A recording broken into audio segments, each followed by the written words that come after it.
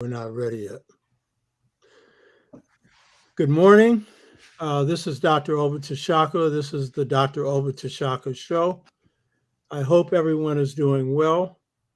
For the past 3 weeks, this show has covered the theme of Black Power. In the last show, we discussed the relationship of the Black Freedom Movement and Black Power to the new right wing and white power, and showed how that movement was a reaction to the Black Power and Black Freedom movement. The first of the series on Black Power covered Marcus Garvey, Kwame Nkrumah, and the Black Power movement. The second of the series went into Black Power and the 60s with some personal history coming from me, focusing on Stokely Carmichael, later Kwame Ture, C.O.R.E, S.N.C.C, how the Black Freedom Movement gave birth to Black Power. And today's show is going to examine one of the most beautiful and powerful Black men in history, a real manifestation of principled Black power, Brother Muhammad Ali. Float like a butterfly, sting like a bee. Muhammad Ali. And guess why we're doing this show? I had a conversation with a brother that I've come to have a lot of respect for. And he was telling me that, reminding me that he had been a nutritionist for Muhammad Ali, and that he is writing a book on Muhammad Ali and would be soon writing it. And so I was trying to figure out, okay, what's going to be the next show? And the spirit just kept telling me, because usually it takes me 2 or 3 days to figure this one out, Muhammad Ali.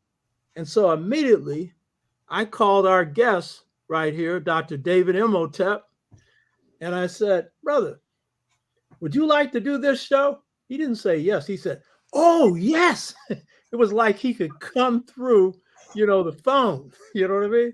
And that's with enthusiasm. So we've got here this brother in all this beautiful red here with the kente on the side. Brother David, I should say Dr. David Imhotep. Greetings. You're not stuttering. You don't stutter when you say that. You say doctor. Correct. Yeah. Greetings, brother. How you doing? I'm very well and so happy to be honored by being your guest.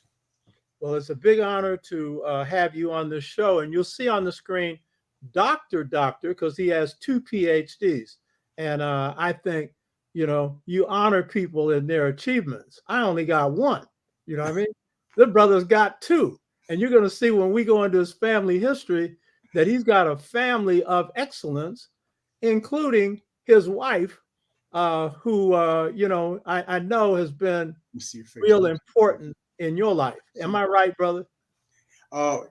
Absolutely important. I could not do without her. She's helped me all of her marriage life, and I'm very blessed to have her. What's your wife's name? Teresa. Yeah, a beautiful lady too. She is. I bet she knocked you out when you first looked at her. I bet you went, ah! Tell the truth, brother. No, I did like this. Oh, okay. You know what that is, right?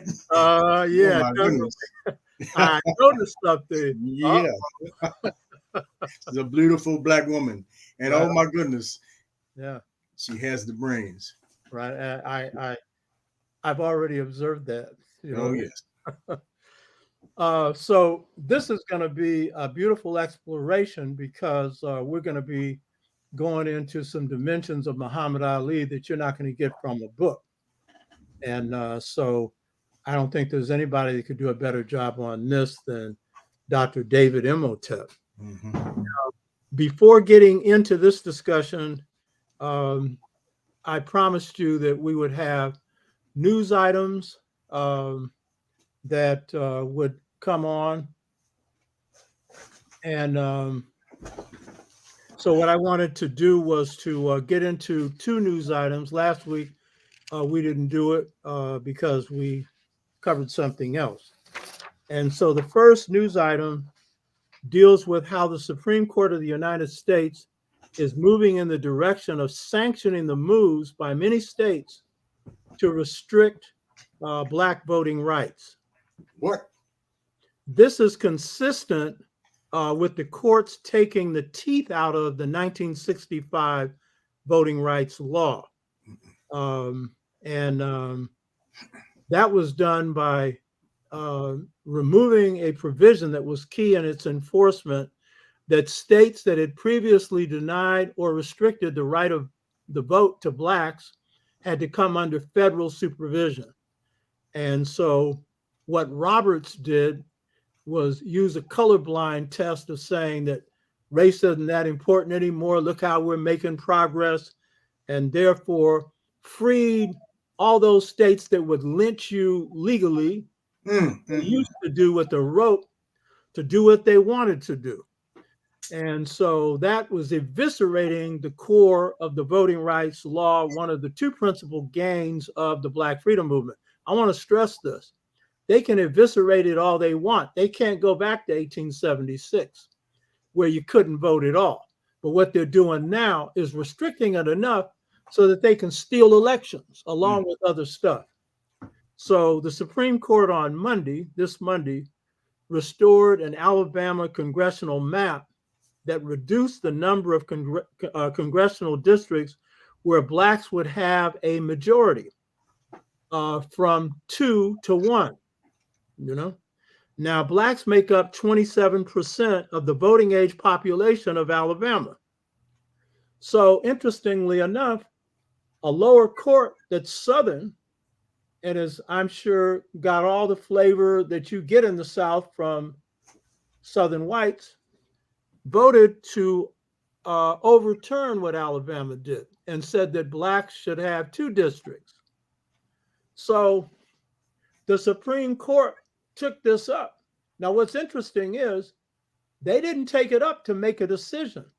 They are withholding their decision, And I would say their motive to take it up was to make sure that this particular voting map that excludes a district for Blacks would prevail in this congressional election. I'm sure that's why they did it, because they didn't make a final decision on this, but they temporarily upheld the decision of the legislature of Alabama, which was to cut Blacks out of a district that they would have. So what happens from the Supreme Court is that what they ruled was that they would overturn the lower court decision that said give Blacks an extra voting district and allow only 1. So what this means is, and with this midterm election coming up in the House, it means that Blacks will have 1 fewer seats coming up, for that. And it also means that in future elections, should the Supreme Court in their final decision uphold this, then it's likely that the Supreme Court is also going to support the restriction of Black and brown, and this also is going to restrict Black youth votes, and white youth votes, but particularly youth votes, particularly white youth votes. It's going to restrict them more so that the white vote will have greater impact at a time in which whites are declining in numbers. So this is like going back to the playbook of second post-Reconstruction, which I've covered in this show before, that started in 1968, which we're in that period now, where the move of government and other institutions is to try and to roll back the gains that we made in the second Reconstruction, just as they did in 1876 to roll back the gains we made in the first Reconstruction. So you need to be aware of this and take this into account in what you do. It is interesting, Roberts, who's Chief Justice of the Supreme Court, sided with the minority that seemed to be saying and actually was, with the exception of him, was saying that those two seats should be upheld. What Roberts meant by siding with this minority is probably different, because it sounds like what Roberts wanted to do was to have the court make a decision on the whole package. And since he led the way to eviscerate the 1965 voting rights bill, I think it's predictable he would vote to uphold decisions like Alabama, you know. So, but he's slick. The boy's slick, and he's part of the Federalist Society. And the Federalist Society is about as conservative as it gets. Most of this, all of Trump's Supreme Court appointees came from the Federalist Society. They are extreme right wing. Yes. Clarence Uncle Tom Thomas supports that. He is in bed with them. In fact, he is to the right of the right. Don't call him a conservative. He is a reactionary right winger who don't like being black. Clarence, if you hear it, I don't care what you think about it. It's the truth. You're a disgrace to your people. Yes. You know? Yes. So, second news item, and this is the last one. This comes from the Sudan, and the Sudan is a country in Northeast Africa consisting of 43 million African people. It's an Islamic country. The people of the Sudan are engaged right now in a countrywide nonviolent mass movement seeking to overthrow an oppressive military government. The Sudanese people are demanding the restoration of democracy based on civilian rule. Since October 25th last year, 79 people have been killed by the military as they engaged in nonviolent demonstrations. I want to stress this: nonviolent demonstrations. It's probably smart because the people don't have any arms. And if they go up against the military, they're going to just shoot them down. As it is, as of October the 25th, 79 people have been murdered. But had they taken up arms at this point, it'd have been a whole lot more. I'm not saying what's going to happen in the future, but it sounds like it's smart. And so much, again, for people who put down peaceful struggle. Whatever struggle you think's appropriate, that's the one you can use. And so in this case, what's especially interesting, the reason I'm bringing this up is that we need to know what's going on in Africa and be supportive of the moves that our people are making. But what's really important about what's going on in the Sudan is there is a popular uprising against this military dictatorship. It's occurring across the country. And it's a heavy participation of African women. And when I say participation, they're involved in the leadership as well. Across the Sudan, they have performed a kind of organizing that I've recommended for the last 25 years. It's a kind we use in the San Francisco Freedom Movement, not to organize for jobs. We didn't have to do that, but later. Ours was block by block organizing. By the way, this is the same kind of organizing that Denmark Vesey used, you know, and it's the same kind of organizing. Had the Panthers done it, they might still be standing. Yes. This is the serious organizing. So they have set up what's called resistance committees, and they're organized all over the country. These are committees on blocks or on roads. And so it engages the whole people in their struggle to overturn this dictatorship. And people are right now meeting in the open and having 6 and 8 and 9 hour discussions all over the country on the appropriate moves they're going to make against the military. And so they are defining aims and objectives, strategies and tactics. Mm-hmm. And these committees are made up of women, men, young and old, and women especially. And in some cases, the women, because of some conservative orientations towards Islam, some of them think women shouldn't participate. And these women are standing up in spite of that. So this is creating a problem for the military because they don't have a single group to identify. And the approach that they're using is leadership is all over the place because everybody's playing a role in leadership. And so it makes it much more difficult for the military to kill, imprison, or buy off a small group of leadership. And this is kind of like Black Lives Matters, Ella Baker's people-oriented leadership. And where the people are the leaders, and they call it group-centered leadership as opposed to singular leadership. And I've been arguing for the last 25 or 30 years, that's the model we have to go on because the model of the singular leader was okay for the 60s, it was okay for Garvey, but now our problems are too complex for single leaders to handle them.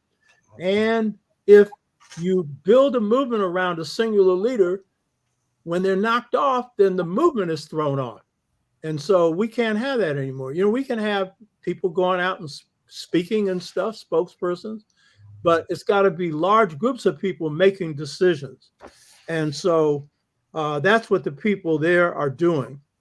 And to quote one Sudanese activist, he said, and he's voicing the view of a lot of people in the Sudan, that he was prepared to die in order to realize a Sudan where there is equitable distribution, this is real key, of power and wealth.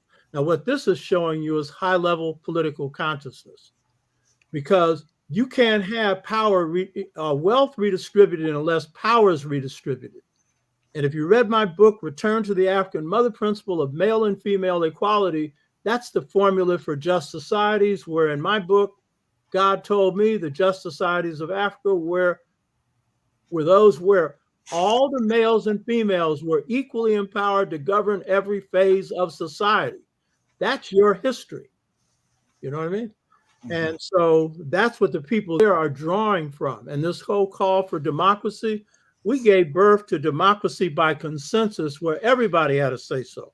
And it's not just based on a election time. And it can't work under corporate power controlling or money power controlling everything. So that's the news for today. And we should do everything we can to support the people of Sudan, to support the moves that Africa is making to rise up, because to change things around the world is going to take people power. And in this particular case, African people power. That's what we were discussing before.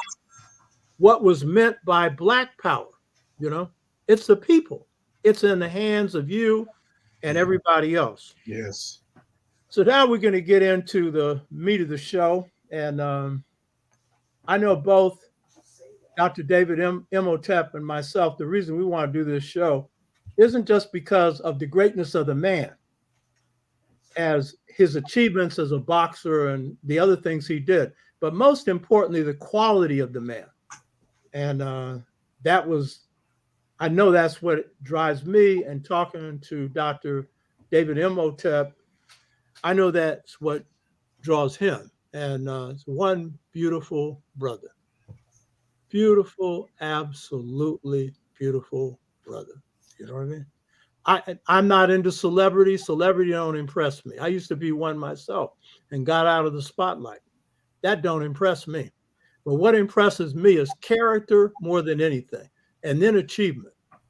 And, you know, we're going to be talking about a giant of character as well as achievement. So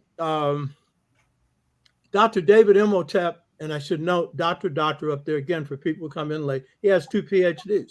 We acknowledge that. That's pretty bad. You hear me? As in good. Nobody gets that wrong. But I know it made his family proud, because you're going to hear some things about this family that made him proud, you know? So Dr. David Imhotep and I, we had the pleasure of doing an interview a few years ago, and I got exposed to his work and to his brilliance. And so this is a real nice brother, you know, real nice brother, as well as brilliant. So first, Dr. David Imhotep, I'd like to get into some background so people know something about you Where were you born? And what were your interests in life as you were growing up? Can you hear me, David? Yes, I can. Where were you born? And Oh, what were some of the interests you had in life as you were growing up? I was born in Philadelphia, Pennsylvania, which is no joke in the streets. Um, what I love and what I've always loved is football, American football, and that's what I played in high school and college. Um, Other things are not coming to me right now. It's better if you ask me questions. Okay. So, what kind of academic interest did you have going to school as a kid? Or academic, how to make grades and stay in school because I was an athlete and um, I guess I didn't start behaving and putting my words together and my thoughts together until I got out of junior high school and started high school. That's when I started being very serious about my studies and my athletics. Uh-huh.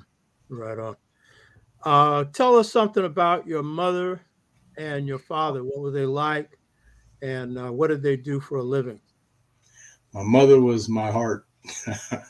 Her name was Lillian Jones. Her father was a dentist, the first black dentist in Ohio, in Dayton, Ohio, and she was she did a little dentistry for a while, and then she stopped because she started having babies.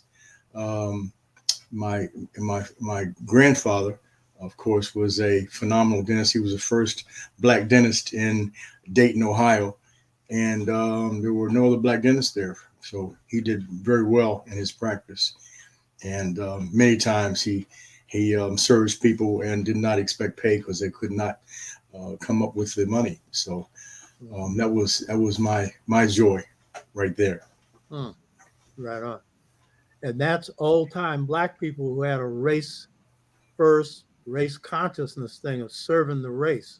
Right. Yes, Yeah. What about your father? my father my father was a medical doctor. He was an ophthalmologist, and he did some of the first few um, operations on the eye. And a lot of people say, "Well, they cut into in your eye," and he says yes, and that helped a lot of people with their vision. Um, he Before that, of course, he was just a regular doctor, and he was in Ohio and in Baltimore, and he gave a lot of people free medical care who could not afford the fee. So that's one thing that I was very happy to hear and know and watch what he did in his office. He's a phenomenal guy. Hmm. Wow. Yeah, that's beautiful. Service to your people, Mm-hmm. which is coming along with the brilliance. Your wife. Tell me something about your wife, the role she plays in your life, and what she does. You know. Okay, my wife is Teresa. Teresa is my heart. She's my life. She's not here, so I can say whatever I want. She's not in the room. Teresa, we need to talk with you. And I'd like to let you know what she does because she has a phenomenal grip on Roanoke, Virginia, where we live, and she has a business. If you come in, Teresa, and tell them about your business. Okay, well, she's saying that she'd rather not do that. So she's a businesswoman first. She's also a nurse, right? Yes, yes, she's a nurse. Mhm. Your children or child, you have more than one child? Yes, two, boy Good. and girl. Okay. Tell me about them. Tell us about them. My son is a doctor. He's also an athlete like I was. He uh, what can I say about him? His name is David Omari Jones, and he, like I said, was athletic, and he was very smart in school, and he still is showing that out in the neighborhoods and in the medical facilities. My daughter, oh my goodness, Layla Jones. Layla is also was a athlete. She was a athlete in athletics and what was it, lacrosse, and she loved that game. And one or two games she had to be taken out because she was getting too rough with the other ladies. Because she had a family who were interested, always interested in sports, and they didn't play. Um, so I had a great time to grow up and to learn different things physically and mentally. And I made sure that my children did the same as well. Right on. In other words, you got a family of excellence, um, who don't play around, both That's right. in your case and many of them on the athletic field, but particularly the academic field, Yes. and have used their skills to serve and help other people. And you're telling me your son does emergency surgery. Yes. Yeah. Yes. And That, my dad did the eye surgery. So yeah. yeah, that's a needed field in a rough field because you're seeing all kinds of stuff every day. Oh yeah. Oh yeah. Rough, you know. Yes, sir. Now you hold two PhDs, one in ancient African history and the other in nutrition. I'm booked to us. Um, Tell the viewers about your education in ancient African history at Temple University. Okay. I was distracted by you were. This is the first thing I guess I remember from Yeah. what I'm supposed to be saying. The first Americans were Africans is my book. It's I guess the number one rated. Teresa, what was it? The thing about my book, it was rated very highly, and it's doing very well in the populations. It's the first Americans were Africans, not Indians. Hmm. And so that came out of your work, going through the PhD in ancient African history at Temple, and then later you produced this book. And I was going to push this again later on. It's a very important book, and we're going to do a show on your book, maybe more than one, because you're showing the first people in America were Africans, and it's a very good book. I read the first book you put out, and then you've done a revised edition, and I'm reading that one right now. People should read it. So you went to Temple, which is the first degree program, PhD degree program in Africana Studies set up by Molefi Asante. So tell the viewers about your education in ancient African history at Temple University. Well, it was very when we talk about Temple, it's a phenomenal institution. The people who work there are serious. The professors, oh my goodness, they're not hard on you, but they make sure that you understand what they're teaching. If you have any problems, they will come to you after school, even, and come to your dwelling, to your home, to your business, whatnot, to help those people who are having problems in their studies. So that is just a phenomenal school that I want to push, Temple University. Yeah, Molefi's played a very important role, Dr. Molefi Asante, in advancing the field. He's very prolific in writing. And at our Black Studies or Africana Studies department at San Francisco State, the last 3 3 significant hires we made, including the person that replaced me, came from Temple. And a brother named Dr. Siri McDougall, who came in, is about 26 years old, close to 40 now. And he's written 2 major books, one on research methods that has won awards, and another one on Black masculinity. We had him on a couple of shows, actually 3, 2 on his book, Black Masculinity, that was recently published. So Temple and Malefi Asante are to be praised for their work. You also have a second PhD in nutrition. Tell us about your education in nutrition. What led you to take an interest in nutrition?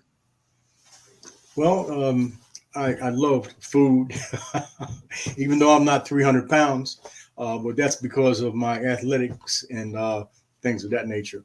But I was very, very, very impressed by people who did read and who did go after excellence, and also athletics.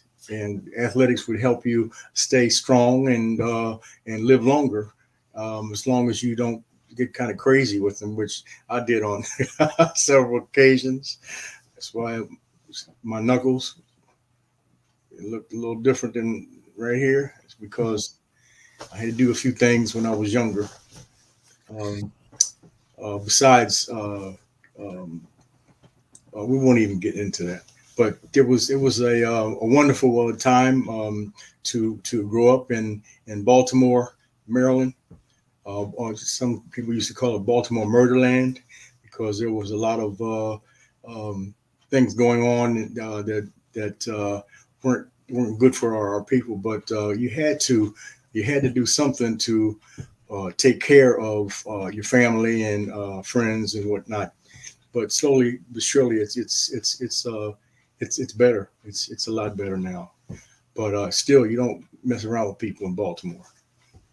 So you're implying that you had to use your fist a lot, Yeah, and you were a little guy, so then you had to get pretty good at what you did. exactly. Mhm. In other words, he's not only a scholar, he's an athlete, football player, little guy, and real good in football, and a boxer, Hmm. and a real good in that. Not just street fighting, he's a boxer, and this also is relevant in looking at Muhammad Ali, because he has a relationship to him that pertains to one of his degrees, but he also could appreciate what Muhammad Ali was doing because of his own background in pugilistics. You know. Some people don't believe what I say, but I'm showing you now what I did. Mm-hmm. This is in high school, Mm-hmm. and this was in college. You can see my size. Mm-hmm. Yeah, right on. Now, going back to your PhD in nutrition, where did you go? What school did you go to? And what were some of the things that you learned in nutrition? Temple University. No, when I, no, nutrition. yes, Your PhD in nutrition. Where did you go for that degree? Temple University. Okay. So let me see. Oh, I learned that foods can help you in several ways, medicinally and also for your body. And the people that went to school with us were serious. They weren't playtime, and we had a lot of different um, guests that would come in and lecture to the family. And I had a wonderful, phenomenal time there. Um, because of the people who were there, the students who were serious about their studies, and the professors were all for us and helping, even sometimes helping after school or when they're not getting paid. So it was a phenomenal time there. Um, And so, were there any special areas that you went into in nutrition, or was it just general nutrition? Any special interest you had? Well, fasting, yes. Mhm. Um, I I don't know if I should tell you this part, but fasting can help you or hurt you. Okay. I would say that anyone who wants to fast should fast no longer than 5 or 6 or 10 days. Um, I, I wanted to make sure that I learned how to fast and as, as well as learning how to fast, but how long you should fast. And I found out you shouldn't fast too long because I did a fast of it was 71 days, Mhm. and I lost some of my teeth because of Oh, that. Yeah, huh, and that wasn't because of boxing. huh. Yeah, that was fasting. So, no, please don't do extended fast. If you want to do a fast, do it 5, 7, maybe 10 days at the most. Mhm. Yeah, and it cleans you out. I've done 30-day fasts. It's a long time since I've done any, but See, yeah. how did you feel? How did you feel? Clarity of mind. Yes. I remember I gave a speech in Richmond, California on Martin Luther King. I was living in Richmond. And then I was asked to speak in Fort Lauderdale, Florida. So I took this 45-minute speech and expanded it into an hour and 45-minute speech. Mm. It's up on my site on Martin Luther King. But it was built on the insights that I had when I had been fasting. And your mind is real sharp, when you're fasting. And for 7 years, I was a vegetarian, but it was barbecue that got me off of being a vegetarian. Plus, I always go back to astrology. My chart showed it wasn't going to work with me because I gained weight when I was a vegetarian. It's probably because I was eating too many carbohydrates, Mm. but my body just wasn't really tuned to that. But Hmm. yeah, fasting is good. But yeah, you're right. You got to be careful and what kind of fast, you know. Yes. Now, we're getting into Muhammad Ali. What led Muhammad Ali to hire you as his nutritionist? Let's see. Um, what can I say? When I was in nutrition, how did I get hired? Um, What was his? Why did he need you? What was the needs he had okay, that's for good. a nutritionist? That's good. He was in his last few years in boxing. What I mean by that was that when he was young, he could do magic almost with his hands, and all of the people who would try to knock him out, he would laugh at them and then just knock them out. But he was a phenomenal guy. He helped a lot of people, and he had the speed of a lightweight, which is incredible. How fast he could execute a jab. You know, he was a phenomenal guy, and he would help a lot of people. No, even if they had no money, he would say, "Come on, I'll take you from A to B. I'll give you some food, whatever it was." He was a phenomenal human So being. he needed you at this point because he was older and he Right, needed everything, right? right, Mhm. right. Right. So that I had to supplement his diet and change some of the things that he was doing so that he wouldn't get enlarged. So like some of the older boxers do. Mhm. And no, we had a phenomenal relationship with Ali, and there was no one who did not like this guy. Okay, hold up on that. We'll get into that in a minute. Right Yeah. now, I want to just get into this part. So before getting into a discussion of your relationship to Muhammad Ali, I wanted to show a film clip. Hmm. Bar, put that film clip up there, um, starting with a picture of you and Muhammad Ali, which was on our ad for the show. And so what you're going to see is one, Muhammad Ali and Dr. David Imhotep together. And then you're also, and you can see him. You want to make comments on this? These pictures? Yes, that was 7 Seasons when I was living in Florida. Was a health food restaurant that I put together, and Ali, as you can see, heard about me because I was teaching people how to eat and how to fast and how to stay well, and we had classes in there. It's called 7 Seasons, not 7 C's. And then you see on the top, we doing a little boxing. So you see, I was on Muhammad Ali's boxing team, and below you see my me playing football. I forgot what I forgot what team that was, but we played everybody from all over. But it was a top ranked school, the University of Maryland, at that time. So yeah, it was a fun time for athletics. Okay. And let's see the film. This is a conversation where Muhammad Ali is testifying to your relationship. Oh, okay.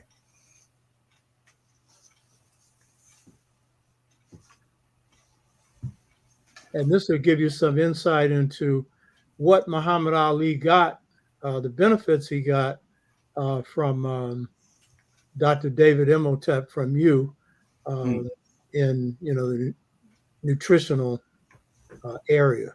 Okay. Basically, what I wanted to ask you is what your relationship is with David and how you came to know each other. David made a big difference in my life with his health program. He and his wife are now cooking special meals for me every day, bringing them to my hotel because I'm trying to lose weight. I don't want no fat, no cholesterol. I don't want fresh, cooked food. He knows it better, him and his wife. Also, in the juices, His wife. Leon Speaks come back. Quite a few things. He prepares special juices mixed with certain vitamins. He said doctors could look at my blood and tell me the deficiencies I had, and he prescribed certain vitamins which helped me to last as long as I'm fighting today. If it wasn't for him, I wouldn't be here doing, although I'm not fighting, I'm getting in shape. It would be much more difficult to keep helping me. So I'm a good man, and I believe anything he tells me concerning my weight and my health. Did he put you on a program like this before? Were you on some kind of vitamin program with him, a nutrition program? On this program for Fraser come back, for the Sphinx fight, and whatnot.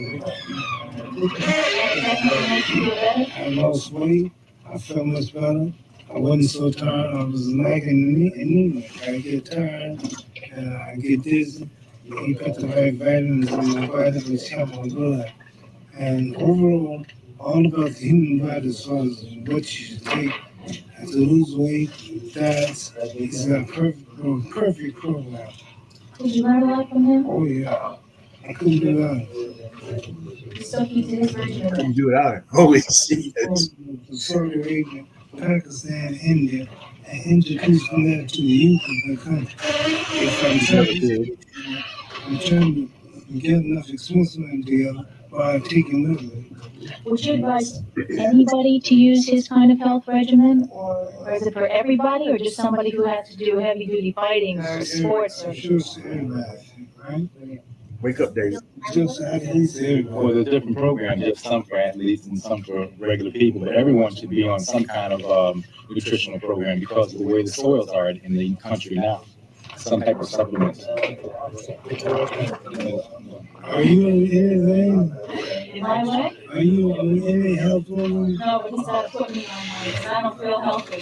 You look healthy. Thank you. But I don't feel so much.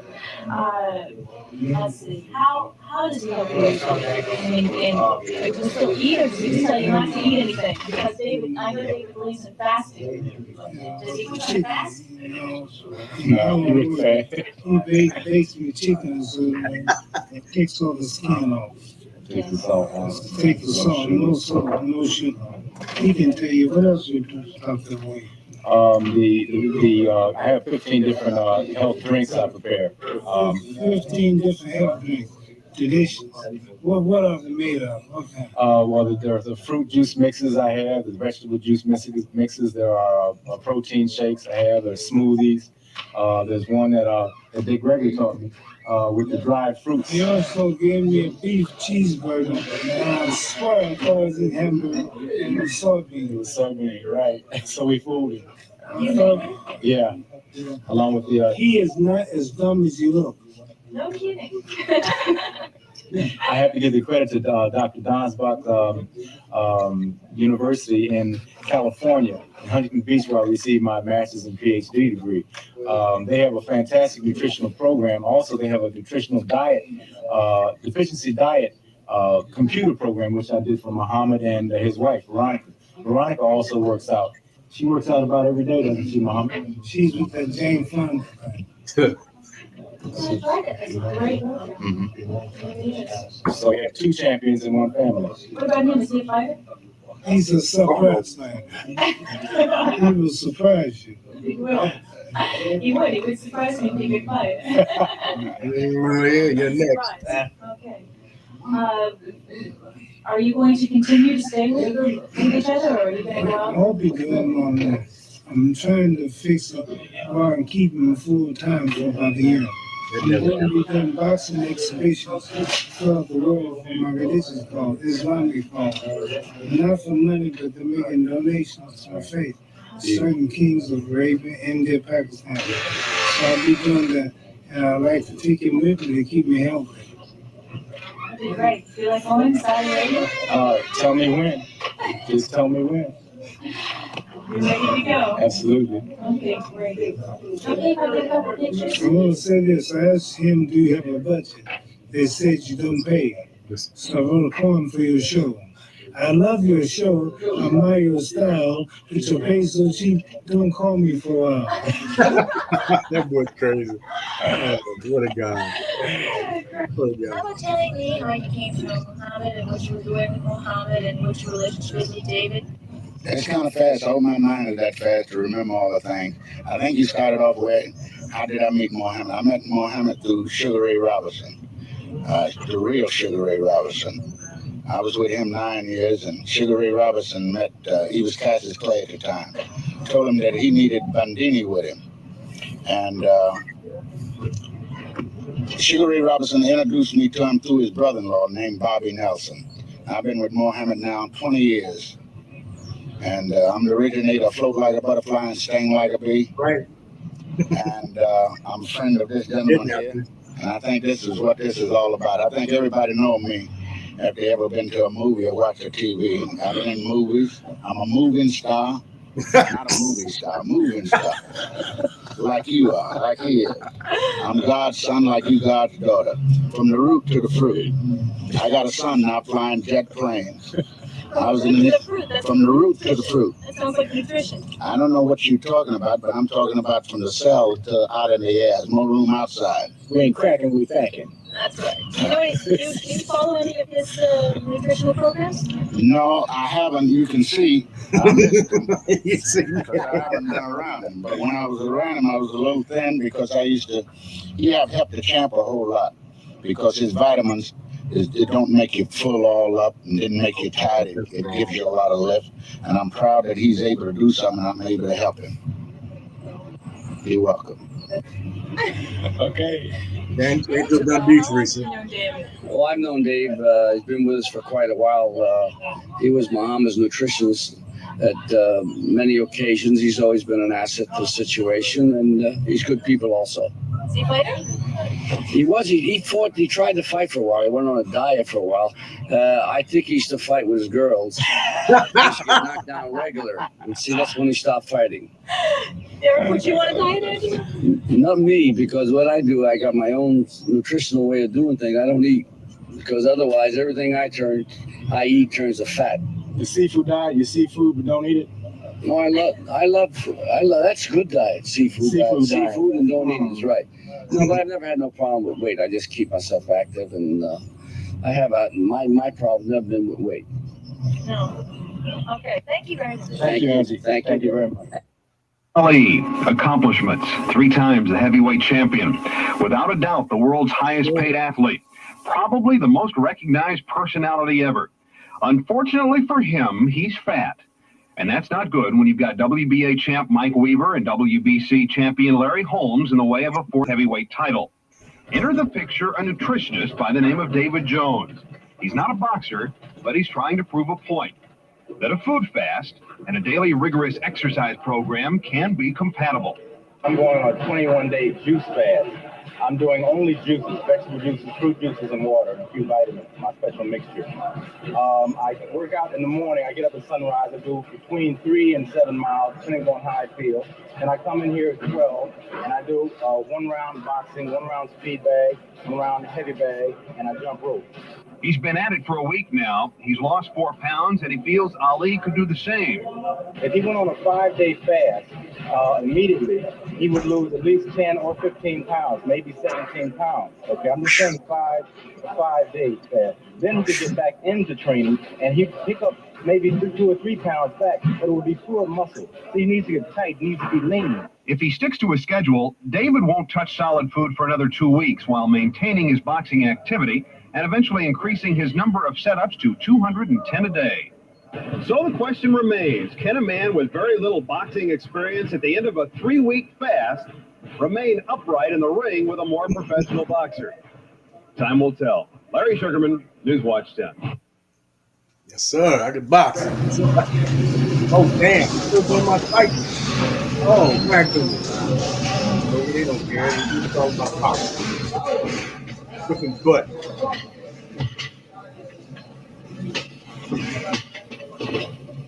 You gotta get loose for your box. Jiu-jitsu level is always high. You just have to wait for that bell to ring. Then the magic starts.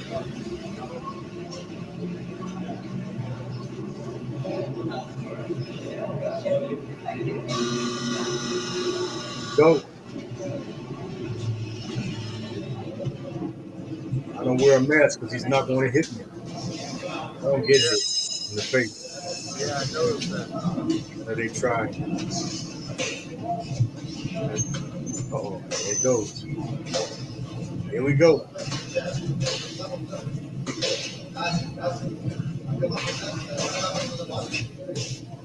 Almost fell.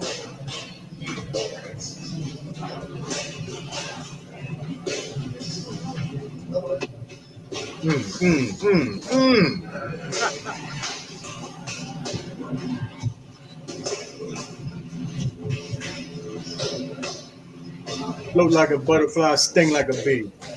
Trying to be like Muhammad Ali. That's impressive, brother. You're not getting touched.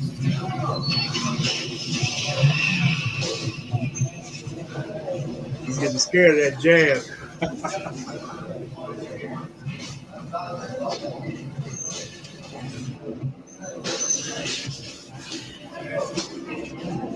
Ooh.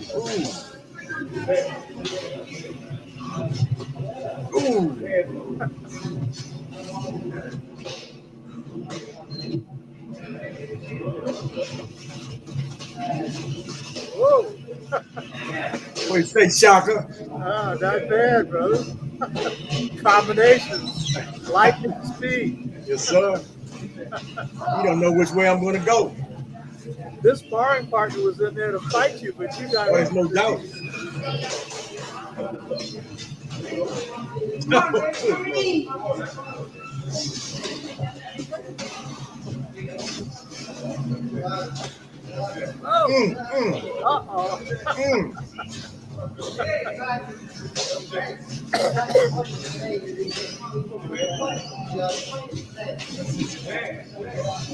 That jab is serious.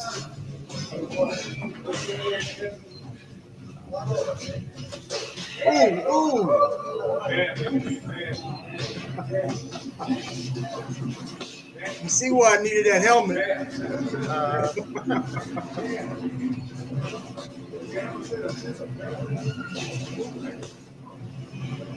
Bam.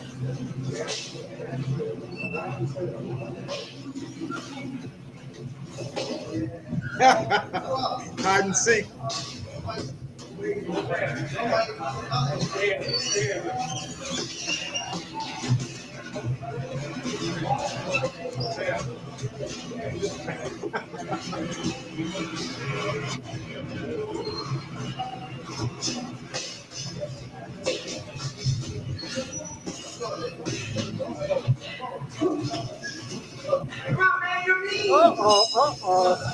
They need to stop that.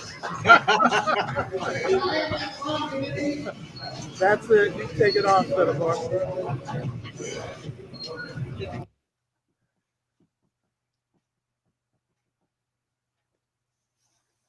I noticed LaShonda C. Henderson saying, wow. I think that's a pretty good response. You went in there without any head protection against Right. a professional boxer. Right. And I saw those moves you were throwing. I mean, that guy had no time to throw any punches on you. By design. So I guess you proved you could be on a fast and be fast and be powerful. I was fast on my fast. Yeah. Those were jabs, punches. You were ducking. Right. You know what I mean? Maneuvering. Yeah. You even turned your back on him once and got away with it. Yeah. You know I did get away. That guy was a great fighter too. I forget his name. Golly Moses. That was way back when. That guy was sharp. That was, oh man. Yeah, and I could see from your punching on the bag, and I could see your footwork and everything else. That's a boxer right there. You know, you don't get in and be able to do that unless you've done a lot of work, and then getting in the ring and pulling that off without any headgear. With a professional boxer, that takes a little guts. You got to know what you're doing. Otherwise, your brains get scattered. That's right. You know? So no I hope people get something here. You thought you were going to get an interview with a nutritionist who's a nutritionist of Muhammad Ali, but you're getting an athlete, a boxer, a nutritionist, and then later a scholar in African history and stuff, who is bringing in an insight into the ring along with insights into health, along with some other stuff. So this is more than interesting. Those were interesting comments. You got anything to say about what Muhammad Ali was saying in that discussion there? I was saying that in discussion. No, I have no idea. That was what, 15 years ago, 20.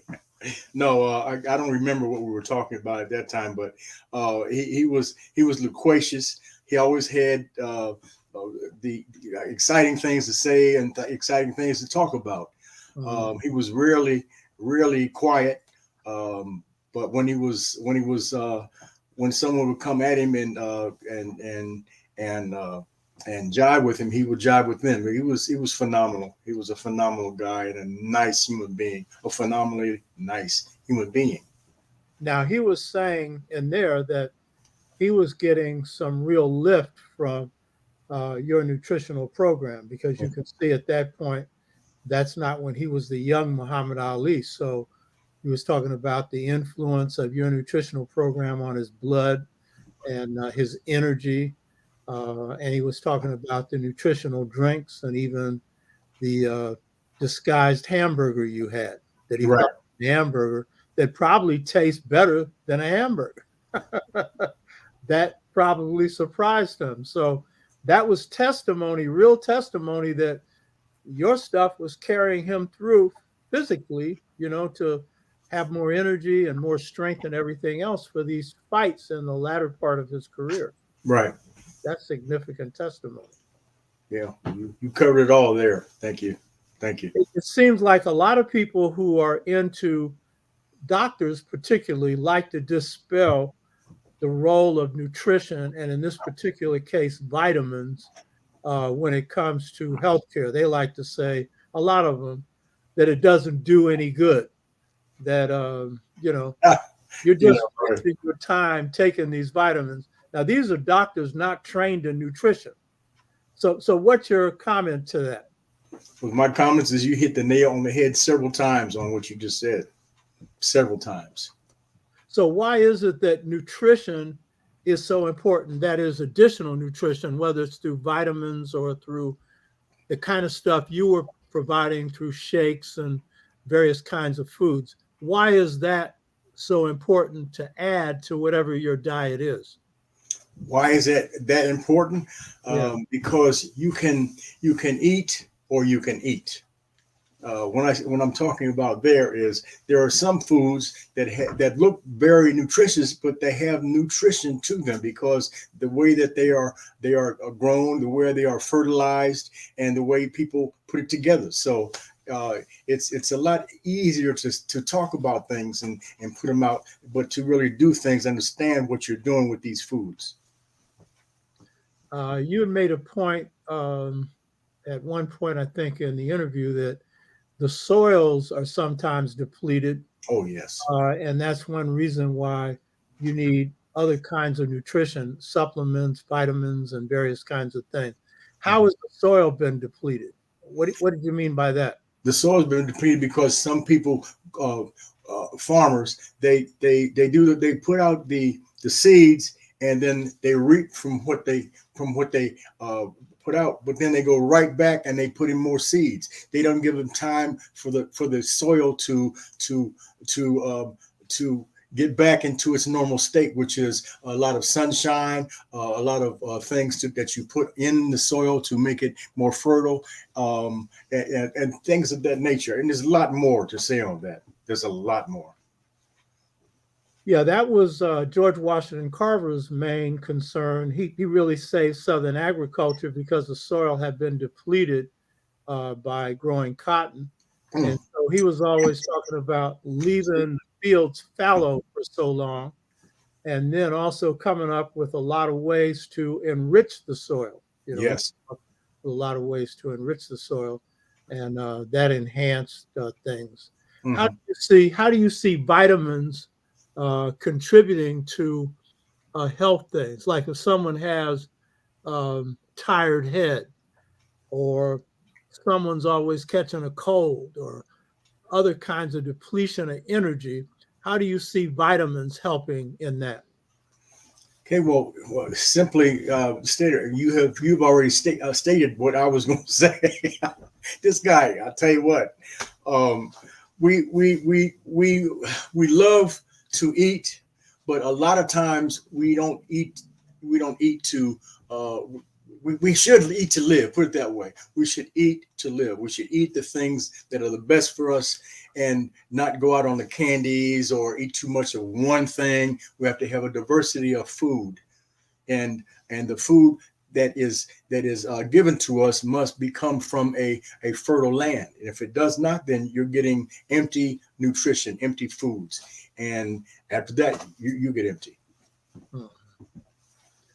In 1972, I just started teaching at San Francisco State, and in a group called Pan-African People's Organization, which is the successor of the Congress of Racial Equality. It still operates. It's done a lot of different kinds of work. We had a headquarters that I called the Malcolm X Unity House, 5,800 square foot Victorian, that we bought. Oh, wow. So I'm in the building, and my head is tired. My nose is running. My energy is depleted. And I've been in the movement now 13 years, and I never felt low energy. And so what I did is I got a recommendation for a holistic MD who practiced holistic medicine and was a medical doctor, a white guy, blonde-haired white guy that was in the Congo providing medical assistance to people who had been harmed by Mobutu, who was one of the worst African on the planet Earth. Yes. And, so when you went to his office, his pharmacy was nothing but vitamins. And so he gave me two tests. One was a regular health checkup, and then the other was a holistic one, iridology, where they look at the endings on your eyes, the nerve endings that connect to every organ in your body. Mm-hmm. And he did other kinds of holistic health tests. And then he put me on a vitamin regimen of mega vitamins. And so for my weak, tired brain, a whole lot of potassium. And then I eat a lot of bananas as it is anyway. And then for the runny nose, vitamin C. That's And it. a whole bunch of other stuff. And I followed that ever since. And within 2 weeks, my energy was good. No tired head, Yes. no runny nose. And I kept with it. And then what I decided to do was diversify my lifestyle. And so I decided to take 3-week vacations every year. I decided to buy me the only thing I like driving, which I've told before that a lot of people who are so-called revolutionaries think counter-revolutionary. As long as it don't harm somebody else and it helps you, it's fine. I bought me a sports car because I didn't like driving. But when I got behind the wheel of a friend of mine's sports car, TR4, ugly looking little car, but it cornered, it handled. So I got me a TR6 and then 300ZX, and I drive me a Corvette right now. And when I get in it, I ain't driving it to impress nobody. I'm driving it because I like the way it handles. I like the way it hit curves. And yeah, I like the way it looks. But looks is secondary. It's performance. There you go. The key thing is it's psychological. I'm enjoying it. Right. So I can testify. Vitamins definitely help. Yes. Now I do multivitamins, a multivitamin thing. And, I do a thing to keep my cholesterol down, lessening. And then I do a thing to cleanse, which all Black people did for the longest, That's right. A thing to cleanse my system out. Mm-hmm. So I can testify that nutrition and then eating less, not eating too much. Right. That's the big one. Yes. Not eating, and I can see it doesn't look like you eat too much. Am I right? How do you do with the eating? Let me see. Yeah, I can see. I don't see any fat there. No. Yeah. Good shape. How old are you, brother? How old am I? 71. Okay, right on. Yeah. And look. I wish I could take you outside. Mm-hmm. Yeah. I can imagine. Yeah. Right. Yeah. That's key. So look after your health. And you got a brother right here. And when we get to questions, I see a few questions on nutrition you're going to be able to handle. So now we're going to get into Muhammad Ali and different dimensions of Muhammad Ali. What I wanted to say as an overall thing is Muhammad Ali comes from Louisville, Kentucky. He's a Southern guy. And that's important because in the United States, what I would say, if you want to deal with a real Mexican, it's a Tex-Mex, someone who's close to Mexico. That's a real Mexican. You know what I mean? And with Black people, the real Black people, Southern Blacks, because they're closest to Africa when it comes to the culture and everything else. And a lot of people tend to put this down, Southern Blacks, because of slavery and the plantation syndrome that is still present in the South. But there are certain qualities that Southern Blacks have that manifest high levels of culture and are at the base of our culture that we all have. Yes. One of which is caring about people. My grandmother, Southern Black woman, if a poor person came to her house, Black or white, and this is the Depression, but Black people always had a financial depression, and she had maybe 4 eggs in the refrigerator, she'd give 1 or 2 to the person who came, who was hungry, Black or white, she didn't care. And that's true for most Black people. Sharing and kindness and being humane. These are basic qualities in our culture, and Southern Blacks manifest them. You know what I mean? And spiritual. God is very important. in people's lives. That's true for Black people in general. The first principle in African and African American culture is spirit. Yes. And so I think some of these things are kind of like backdrops for Muhammad Ali. You know what I mean? And he comes from what appears to be a good family. You know, what I could see, what I know about his family, good family. And so when we're talking about him, we ought to put him in the context of the culture. He was a magnificent expression of our culture, but what is extraordinary for everybody else is ordinary for us. But in the case of Muhammad Ali, he had character qualities that were extraordinary even for us. Mm-hmm. That's really saying something. Absolutely. I mean, so what I want you to do is to get into your interaction with Muhammad Ali and what you saw Muhammad Ali as the person. What kind of person was he? Because you got to see him in informal situations, you know. Yes. Well, what I saw was there wasn't anyone, there was no one who would come to him and he would push them back or not talk to them or whatever. He would talk. He would have crowds around him, crowds, maybe 20, 30 people. And he would talk to every single person who was there until the crowd was gone. This guy, he loved helping people. That's about the best way I can describe this man. You know, there were a couple of people. Sometimes at the end, they would come to him and say, Muhammad, I need this, I need that, and Muhammad would look both ways and slide him a little something, and the light in their face would just beam. So the guy was a phenomenal guy. He was a strong guy. He was immaculate guy. He was a brilliant fellow as well, not just a one who fights with his fist. He can fight with his brain. So the time that I spent with that man was just precious and just something from God that I felt from this man.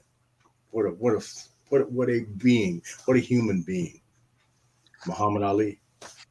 Yeah, that's mainly why we're doing this show. Is for me is the greatness of what was inside of him. That was, yes. And then all the other things are important, but that one was most important. Your wife told me about a situation where your mother was at training camp where Muhammad Ali was. She was sitting in the back. Do you remember that? When Ali was sitting, my wife was sitting in the back, or my No, your mother was sitting in the back at the training camp, and Muhammad Ali recognized her. Do you remember what happened with that? No, I don't. Well, your wife told me the story. She said that your mother was sitting in the back and she didn't want to be up front. She was in the presence of a great man. She just wanted to be in the back. Yeah. So Muhammad Ali beckoned to her, a little signature like moving his fingers. Oh, yeah. To come up. You remember that? Yes. This little thing that you do like this, and people look around, they think it's a cricket. He would go around. He would go around the fans, and they would be talking, and he would put his arm around and put the cricket down, and they would look back like this. What in the world is that noise? Mm-hmm. It's the sound of a cricket. So he loved to do that. He loved to play and to have fun with people. He loved people. So he said, your wife said that after he beckoned, your mother came up, and he's sitting, and your mother's short, and so he beckons for a kiss, and she kissed him, and then he acts like he's gonna fall over. That kiss was so great. And what your wife was explaining to me was you had all these women up in there, short skirts on, false eyelashes, all of them waving at Muhammad Ali. I wonder why. And who did he show attention to was your mama, your little elderly mama. Right. Here she is. Oh, right on. That's my mom. That's my dad. We were at the cabin down there where he trains. Oh, right on. Wow. Yeah. Uh-huh. It's a training camp. It was his training camp. Right. And they came to check out, what we do what we did there every day training. Right. Well, fine looking mother there. You know what I mean? Watch out there now. Yeah. So that was making a comment that everybody's important. Yes. And he wasn't going for the best look in the room. He was going for everybody. And the one who was trying to hide and the one who was his elder. And then falling back like that kiss was going to knock him out was saying how special she was, but it's also saying how special his people were and how people were, because Muhammad Ali was like a Southern black, and this is true of blacks in general. This is what I say about our culture. We're one of the few people whose nationalism, which is people's love of themselves, their sense of being a nation, where the love of self does not mean the hatred of others. Some of us suffer from self-hatred, so that's something we got to deal with. Right. But the fact is that it's one of the few nationalisms in the world based on love rather than hate. Yes. And Muhammad Ali embodied that. I saw a film where he had fought a guy in Britain and beat him, and later invited him to his mansion. And he stayed for about a week, a white guy, you know what I mean? And it wasn't to show the mansion off. It was to show some hospitality, to show he appreciated him, you know what I mean?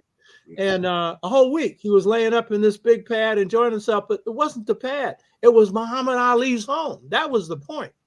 But that wasn't his point. His point was he just cared about people. And so this was a guy who he had beaten in the ring, but he's a guy that he had some affection for, cared about, you know what I mean? As he did for everybody else. That is a wonderful character quality. Yes. Yes. Wonderful character quality. And I've heard where he would take a Rolex watch off his wrist and give it to somebody. Mm-hmm. You know what I mean? Mm-hmm. Someone poor who was in need. Yeah. Yeah, he did that all the time. Mm-hmm. Not necessarily a watch, but we would be finished with the crowd and we could start going back to the car or wherever we were staying, and one or two people come to him and says, Ali, I need this, I need that. He said, hey, his people would come over and they would do whatever they needed to do for that person. Mm-hmm. Ali had a way of making people feel wonderful. Mm-hmm. Yeah. Mike Tyson's trainer, Gus D'Amato, yes. Yeah. He was schooling Mike Tyson on boxing and great boxers. And so when he goes around to Muhammad Ali, he makes a comment that you would not normally associate with what would make somebody great in the ring, maybe in life, but in the ring. You understand? And this was his comment. He didn't say the thing that made Muhammad Ali the greatest in the ring was that he was fast, that he could jab, that he had the speed of a middleweight or a lightweight. He didn't go into which he knew. That was a part of his skill set. But what he said was the secret to Muhammad Ali's greatness as a boxer was his character. Now, I'm going to ask you, because you're also ex-boxer, but generally, what do you think he meant? How could character contribute to a great character, a good person, all that? How could that contribute to his being effective in the boxing ring? How do you think character contributed to that? How do I think? When you're in the ring, and I know about this, when you're in the ring, if you are dominating a person or whipping a person, you don't want to kill them. You just want to take care of them and get rid of them and get them out of the ring, for less words are better words. But he had a magic with him, and he knew when to pour it on and he knew when to to slide back and let the guy, hit him a few times, and then he'd go boom, and then he'd be doing this, and be back on the ring. And this is what he did, especially when he was in his older time. He hugged that ring and was always on those ropes, but he did not do that when he was younger. He was never up on like this, where you taking the blows or whatnot. That was when he was, about to quit because he had no more stamina. And but before then, he was like the touch of God touched him on his head, and he did anything he could very well. Yeah, that's quite a thing. That would be your edge, because that's obviously what makes him exceptional as a person, not just as a boxer. Yes, the character that applies to his whole life. Yes, but in the ring itself, there are a couple of times where he was merciless because somebody insulted him or something. Right. My name, whipping, you know what I mean? We gave one boxer one time after he finished whipping him and really put it on him in the shower. I guess they talked or whatever, but he said, "Come on, Muhammad, come on, so and so, let me give you a ride home." He had done that a few times with someone who he just was trying to. It looked like kill, but no. Muhammad didn't want to do that. He wanted to do what he had to do, the work he had to do, without hurting someone, really hurting them. What a guy!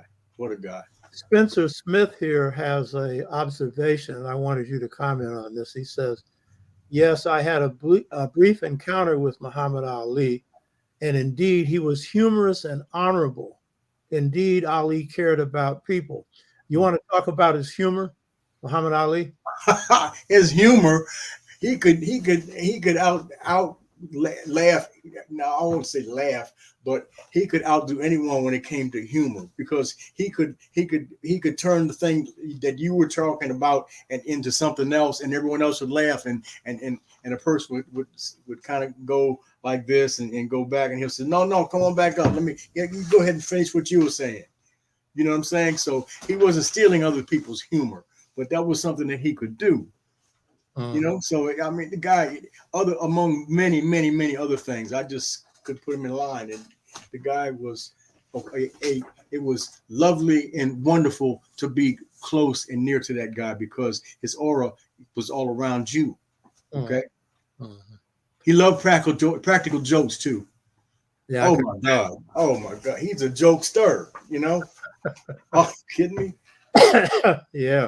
Yeah, because life itself, I mean, if you don't have a humorous side, it makes life not as enjoyable, because whether it's tragedy or not, there's in the middle of tragedy ain't no humor, but later some of that can even be funny. Right. But yeah, I mean, a high spirit especially, that's important. And you don't have to be a professional or anything, because you're seeing the other side of life. And then you're also trying to bring some joy to other people. Absolutely. Smile on their face, because that's part of what love is, putting a smile on somebody's face. Yeah. Now, Muhammad Ali was a great poet. What kind of comments you have to say on his poetry? He was a poet, but didn't know it. he made poems out of almost anything, and jokes out of almost anything, because he loved life. He loved making people laugh. He loved people. Yeah, and his poetry showed his intelligence. Yes. Because on the spot, he could come up with something that's defining a situation. And if he wanted to make you look funny, that's what he'd do in the ring, when he's predicting going to heaven in 7 and all this kind of stuff, Right. But the countdown he did. Yeah. Explain that. I can't. Are you kidding me? What do you mean by the countdown? The countdown, he would make a rhyme for every round. You're gonna get raped in 8. In 7, I'm gonna send you to heaven. In 6, I'm gonna hit you with a stick. With 5, it won't be no job. With 4, you getting ready to get some more. With 3, you will get a lot of me. With 2, I do know what to do. And one, I'm gonna have some fun when I hitting your chum. Now, that's another expression of African culture and African American culture. Poetry is at the heart of our culture. Yes. I had a friend, P.A.P.O, Dr. P.A.P.O, member of our group. She passed away from cancer a few years ago. Beautiful spirit. And she made this comment. She said, she's referring to Black people, it applies to all African people. She says, for Black people, poetry is not a luxury, it's a necessity. Ooh. Now, think about that.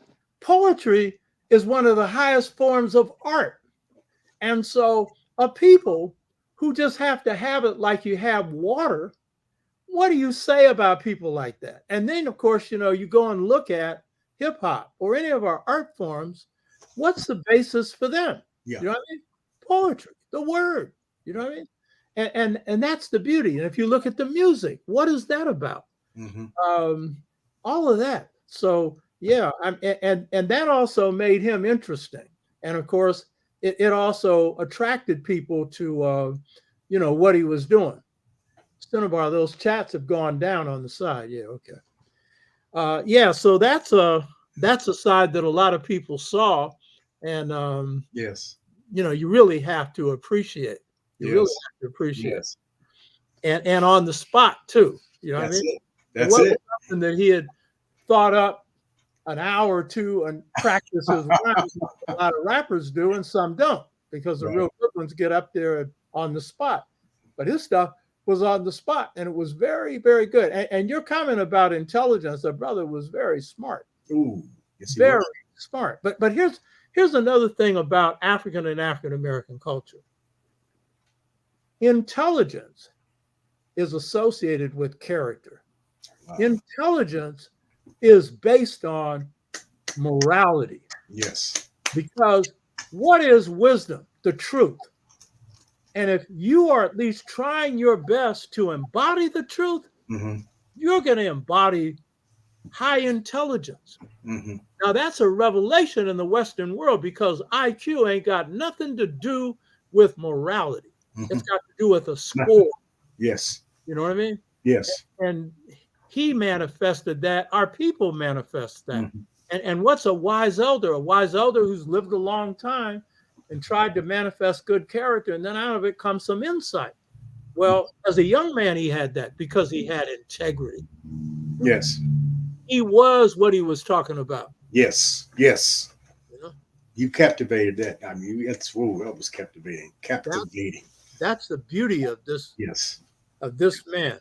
How long were you Muhammad Ali's nutritionist? And what were some of the fights that you prepared him for? 7 fights I was with him. Okay. All of them was the same when it comes to what I would give him: his vitamins, his drinks. When you should give a drink, when you should not give a drink. When you give a vitamin, don't give a vitamin, because sometimes, during the fight, I'd say when the bell would ring, you go back, we would slip in a little something. Mm-hmm. Yeah. I don't know if it was illegal or not, but, we would do that as well. Anything we can do to give this man more mileage to help him. And then when we got out of the ring, I mean, he would smile, or sometimes if he liked the guy, he wouldn't hurt him too bad. But if he was hitting him below the belt and was doing dirty things, you're gonna see the bottom of the ring very soon. Mm-hmm. Can you remember some of the fights you prepared him for? Not really. He referred to you preparing him for the Fraser comeback fights and the Spinks fight, but there was some. And the one that broke his jaw. What was that guy? The heavyweight who broke his jaw. He referred to him. Mm-hmm. He came back later and beat him. But he broke his jaw because he was taunting the guy, and he opened his mouth like that to say something to him, and Okay. That's when he broke his jaw. Okay. There was Those no are other fine time you could hit him and hurt him. He Yeah. and he fought the rest of the fight like this. He didn't open his mouth, and his whole face swole up after the fight. Mm. Yeah. Yeah, and he was no longer. Yeah, Ken Norton. Ken Norton was the guy that broke his jaw. Yeah. That was never explained before. You know, that he had his mouth open because he ain't at his high point. You know, where you can keep your guard down and move and nobody's hitting you. Right. You know, this is a point where maybe you shouldn't have even been in the ring, but definitely you need to be protecting yourself. Yes, sir. Mouth shut and just get the business. Get it over. You know what I mean? You sound like you know what you're talking about. It happened to you. Tell me about that. Did it ever happen to you? No, but you know, No. you're given the fine point because you're a boxer, and then you were, you know, on ringside so you could see. You know what I mean? True. And no, nobody's ever explained that's why his jaw got busted. Okay, Yes. that's important to know. I know Muhammad Ali didn't feel funny about that. It's Right. kind of funny to laugh at now. Yeah. Busted jaw ain't funny. Right. You know? Right. Now, as a boxer, you got insights into problems that a boxer would have, or reasons that sometimes something would work with one fighter and wouldn't work with another. First of all, it's my impression that the hardest, toughest fights Muhammad Ali had was with Fraser. Would you agree or disagree? Yes, I would. Very much so. He was a what can I say? What? Formidable. Formidable. He was more than formidable. He was a something from out of heaven came and gave him strength, because he'd be doing this one round and going down and whatnot, and he would come out the next round. And this is not Ali I'm talking about. This is some other guys like Fraser. You know, I don't know where they got their strength from. Where they got it from, I guess, was up there. Mm-hmm. Now, what was it in Fraser's boxing style that posed a problem for Muhammad Ali?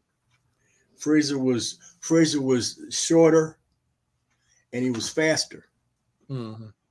Shorter guys can throw the faster blows. However, they're not the ones who can throw the heaviest blows. Mm-hmm. So the bigger guys, you know, they're going boom, boom, boom, and the little guys are going. Look at, I got a little something going here. Like that, you know, that's how they did. And it was phenomenal. We go, wow, did you see what he just did? And while you're looking this way, the guy goes down and you look over and say, what? You weren't paying attention. You know, it's phenomenal. The boxing is phenomenal.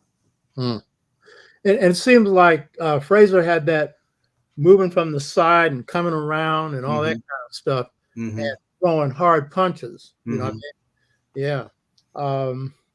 Were you Muhammad Ali's nutritionist for all Fraser fights, or was it after his first fight that you became the nutritionist? Oh, it was after a while. So you weren't his nutritionist when he had his first fight? No. With Fraser, when he was beaten by Fraser, you weren't his nutritionist? Goodness gracious. My memory is gone, so I can't reflect on those things. I'm 71 and that's okay. So yeah. It sounded like in the interview he said you were, his advisor in the comeback with Fraser, and so that would have been the fight where he won, where Muhammad Ali won, right? Yeah. So what do you think enabled him to be able to win when he had lost before? What do you think that Muhammad Ali brought in the ring when he won that he might not have had when he had lost? You talking about people or situations, or no, talking about the way to fight? Muhammad Ali's abilities. What do you think changed with Muhammad Ali to allow him to beat Fraser the second time that maybe he couldn't do in the first time? Oh boy. I think he learned from what Fraser was doing to him. Okay. And applied that back on Fraser. Um, he trained. He also, I think he trained a little harder for Fraser the second time and the third time. You know, he knew what was coming, and I'll tell you what, he was a freight train at Fraser. So smaller, but my God, what a dynamo that guy was. And Ali had to be very careful with him, or he could have gone down. And some of the punches, you could hear him. Fraser was hitting, smacking him with you. Pow, pow. You could hear the resonance coming. You go, good Lord. Please put him on the ground, Ali.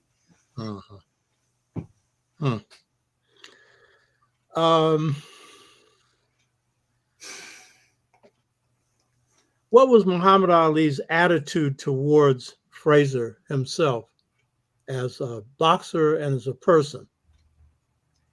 From one or at least two fights, he rode Fraser home. He gave him a ride home after the fight.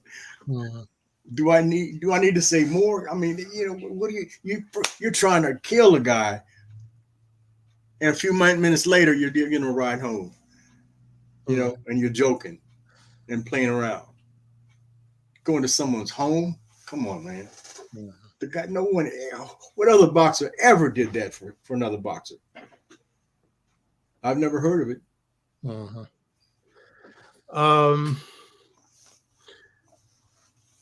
What kind of regrets did Muhammad Ali have about his relationship to Fraser? I have no clue on that. What about the name calling that Muhammad Ali did to Fraser? You know, did he ever come to regret that? No, because he was playing with him. He wasn't saying bad, horrible things. He was playing with, come on, Fraser, you can do better than that. Come on, man, hit me a little harder. Come on, it's boxing relevant things that he was saying to him. Not your mama is this. You know what I'm saying? He's not being dirty. He never was like that. He would never ever insult someone. He would say something. Come on, you know, you're hitting like a girl. That's different than, you know, your mom is out, you know, selling whatever. He did, you know. Now, you know, Muhammad Ali is a great person, but you know, you got to point out something. He did talk about him being ugly, and he did, and he wasn't. Yeah. Muhammad Ali, you know, Fraser good looking as Muhammad Ali. You know what I mean? Yeah. And his kids, Fraser really hurt because his kids would come back saying that people were accusing him of being a Tom. You know, so. I understand there was a point where Muhammad Ali regretted that, and in fact also let his son know, Fraser's son know, that he really respected him as a boxer, but Fraser was nursing grievances over what Muhammad Ali had said about him, and so Fraser's comment was, "Why didn't he say that to me?" But later they reconciled. Right. But there was that period where Muhammad Ali was talking about how pretty he was and how Fraser looked and all that kind of stuff that was negative. You know what I mean? You remember that? But he wasn't doing it to tear him down. He was doing it to mess with him and make him angry and whatnot, to get out of his style of boxing. Okay. You know what I mean? He didn't want to be boom, boom, boom, boom, boom, boom. You know, he would have a way to slide off of the other people and come back. So no, Fraser was a difficult win. Now Christopher Sompel makes a point, and we're coming to this one, which is his stand on the war in Vietnam, which I could have come to earlier because that's what really affected his fighting ability. He wasn't at, even though he still had high skills, he wasn't at the high skill level he was before, you know, being forced out of boxing. So, you know, you missed him at his real probably peak year. So Christopher Sompel has this comment here. It's too long. Let me get this here. Read it and Here, listen to this. He says, wasn't the first fight after his long layoff from fighting due to his Vietnam opposition. Our government took his livelihood away after the first fight. Ali got back in the swing of a fighter. In other words, didn't this layoff period where he's forced to be laid off because of the attempt to draft him and his refusal to fight in the war in Vietnam, didn't that affect his fighting skills? Absolutely, it did. That's like you come out as a young guy. All right, you have all kinds of energy. After so many fights, that energy is not there anymore, and it never comes back. That's why he did the rope-a-dope. That's why he developed that rope-a-dope, so they could go, the 2 rounds with not doing anything. In the 3rd round, he would pile it on the guys. So it's an art. Boxing is an art. Yeah. A terrible art too. I mean, well, yeah. Do some damage to the people that lose. Is terrible. Yeah. Or get hit the wrong way, even when they win. Oh yeah. Oh yeah. Yes, sir.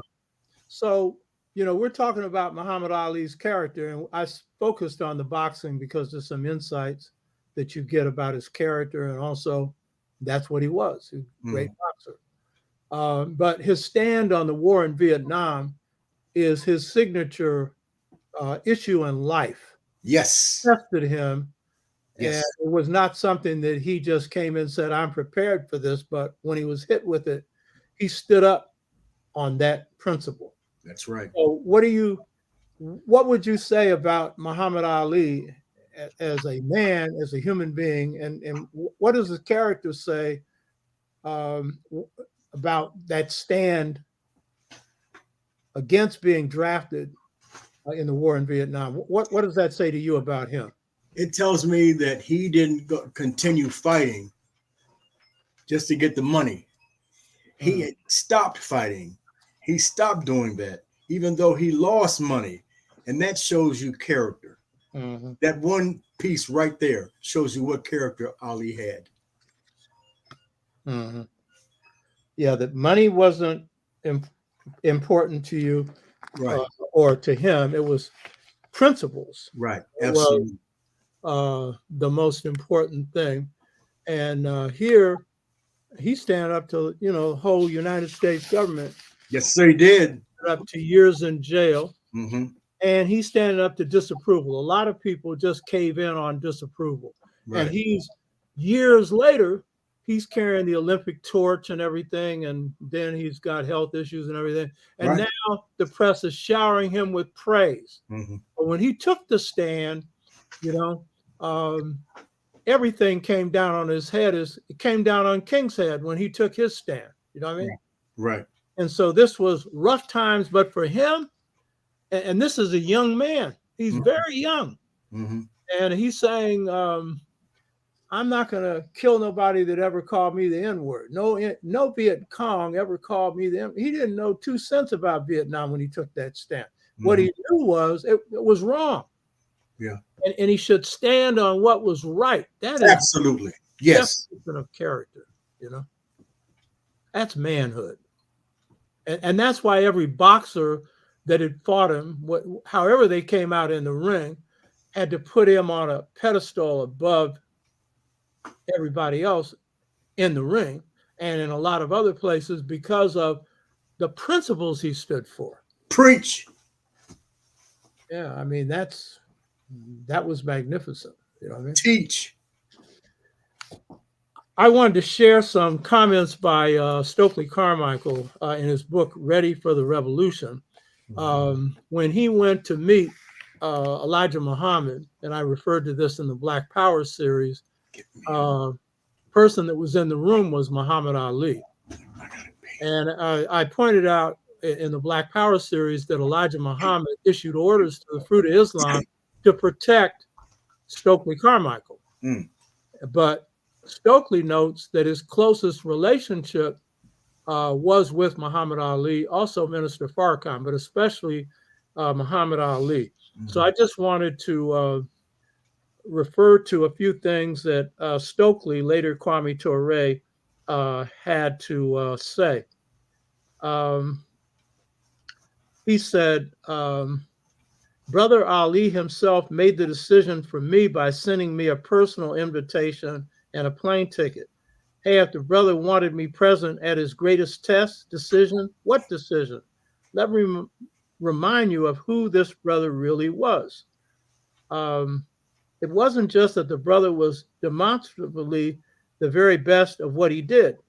We produced great athletes before who were just that. What was different with Muhammad Ali was his incomparable moral courage and principle. Absolutely. Absolutely.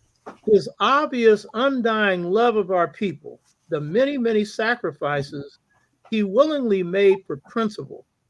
A young black man up from the ghetto of Louisville, capable of saying to white America and meaning every word, quote, damn the money, damn the heavyweight championship.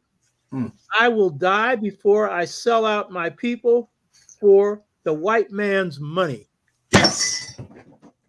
The wealth of America and the friendship of people who support the Vietnam War would be nothing if I'm not content in my own conscience. Yes. How could you not marvel and be moved by courage, integrity, and sacrifice like that? But there's even more. The single greatest, most important thing he said wasn't the much quoted, I ain't got no quarrel with the Viet Cong, but rather, this was back in 1964 when, as a youth, the same age as most of us in SNCC, he had become the astonishing new I done shocked the world heavyweight champion. I will never forget the clarity of that young brother standing and listening to a lot of paternalistic, off-the-wall, credit to your race, okie doke from the white press corps, speaking to white America and telling them simply, I don't have to be what you want me to be. Yes, sir. Yes, sir. Defining himself, being himself, being true to his own inner life. That he has to go through the rest of his life. Yes, yes. And that would carry him through. He could be proud of that moment. Yes. But how many people have the courage, particularly in his position, to do that? Yes. Or in anybody's position. Yes. Yes. You know? So that is really the measure of the man when he was tested, because life always hits you with curves when you least expect yes. it. And you don't know what you're going to do until you do it. But the character tells you that is the measure of his character. As you said, later for the money, later for the title, you know what I mean? Later for what anybody thinks. He's not going and doing something that's wrong. Right. Going to hurt human beings. Yes. And this wasn't about hurting Black humanity. It was about hurting humanity. In this case, Vietnamese people who didn't know who in the hell they were at the time he took that stand. He didn't know. If you gave him a map, he'd have to take a long look to find where it was. Yes. But he knew that those people had never done anything to him. It was wrong. He wasn't going to do it. You know, right. Magnificent. You know, we talk about Ma'at. That's Ma'at, walking and talking. Yes. You know what I mean? Yes. Yeah. And people can talk all about how he bragged. Yeah. Well, he proved it. I am the greatest. Well, he proved it. Yeah, he said it before he was, right? Yes, he did. But he proved it. That's the key thing there. You know what I mean? That's the key thing. Yes, so yes. Speak. This stand is what is most important. And I think that's why the world embraced him, because that resonated all over the world. Yes, it did. It was everywhere. Yes, it did. That was a principled thing. You know, now that's a man. Ain't that a man for you? What the Speak for yourself. Look what you are. Yeah. what did the sister say? Ain't I a woman? Ain't that a man? Huh? Yes, indeed. Oh, he's showing out now. He's showing out. Oh, yes. So this is, of course, the main reason we honor him. You know what I mean? Yes. We honor him for his Absolutely. principles, his integrity, you know, and his care for humanity. Yes. Because he could have gone in the military and he wouldn't have seen a day of fighting. He would have been up here boxing in the ring and Right. doing all this publicity like Joe Louis did. And then the IRS came down on him and took all his money. You know what I mean? That's a good old Uncle Sam. And they Right. took all his money for stuff that was really illegal. The IRS played a game on him. You know what I Yes, mean? they did. So why serve an empire that is killing you? Mm. Why do it? You know what I mean? Yeah, Right. that's a man for you. You Yes. Yes. know. Now, what was I don't know if you know this, but do you have any idea what Muhammad Ali's attitude was towards Foreman as a boxer?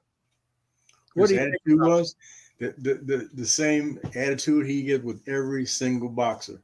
He would talk trash. He would, you know, if he knew that he didn't like people to talk about his mother, he would talk about their mother. And I'm talking about in the ring. He would be up against the ring, says your mom is listening, your mom was listening, or you know something else, but not derogatory things, things that would hurt his heart. But you know, just to piss him off. Excuse the expression. So the guy knew how to get to you. Yeah, that's a good point. He's waging psychological warfare. Oh yes, he was a psychological boxer. Oh yes. As a warrior, I do that, and Really?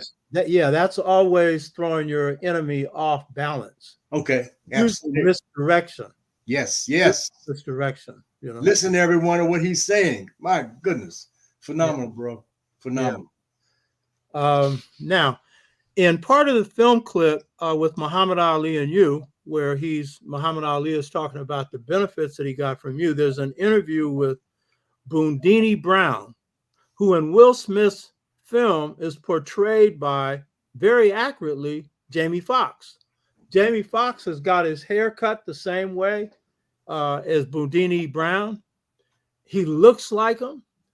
I mean, you know, when you see the mannerisms of Boondini Brown in the interview, he's like that. He's got him a little pouch in his stomach like that, but yes, was like that. Yes. And then he notes that he's the one that coined "float like a butterfly, sting like a bee." Sting like a bee. Rumble, young man, rumble. Ah, you forgot about that part. Okay.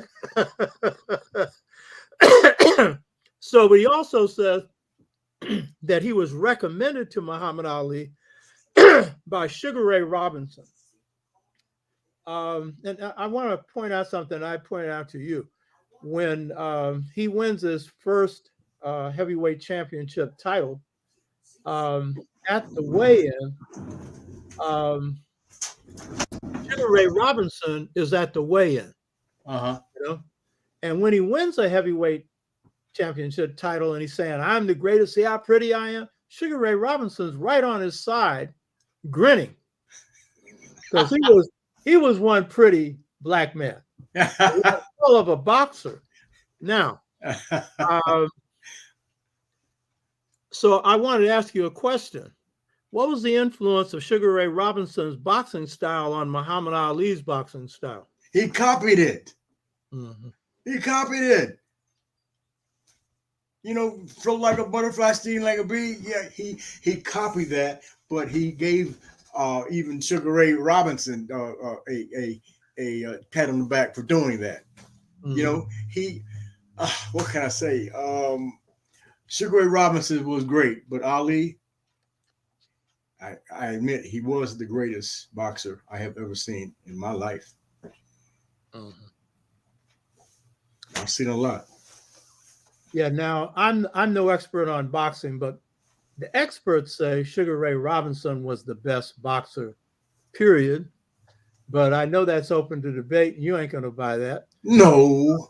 And Muhammad Ali probably didn't buy it either, but they're going on the number of fights, who they fought, blah, blah. So I'm not an expert to say who's right and who's wrong. But the key point is that a heavyweight could base his style off of the best middleweight, maybe the best boxer ever, and get away with it, have the speed and everything else, and then his own style. Yes.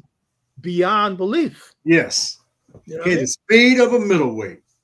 Beyond belief. Yes. Ali was fast, man. Oh my goodness. And then step back. The guy was going to do it like this, and he's not even getting punched. You know, Ali, it was unbelievable. Well, seeing the movement of your hands too, I can see you still haven't lost that speed. You know what I mean?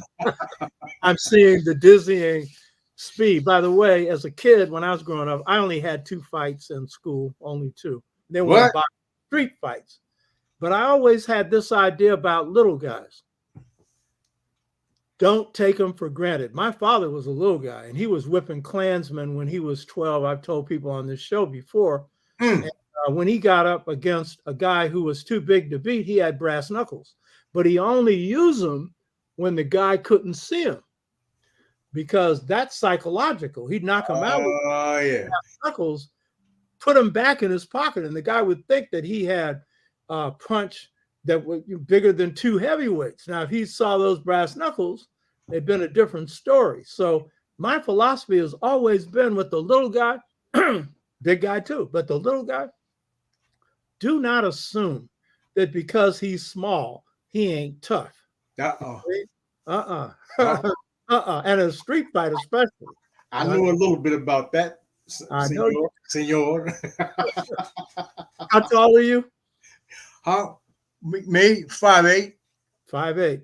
And you're up there throwing punches, I know, in the streets with guys a lot bigger than you. There it is. And if I couldn't have beat him fighting, I could beat him running.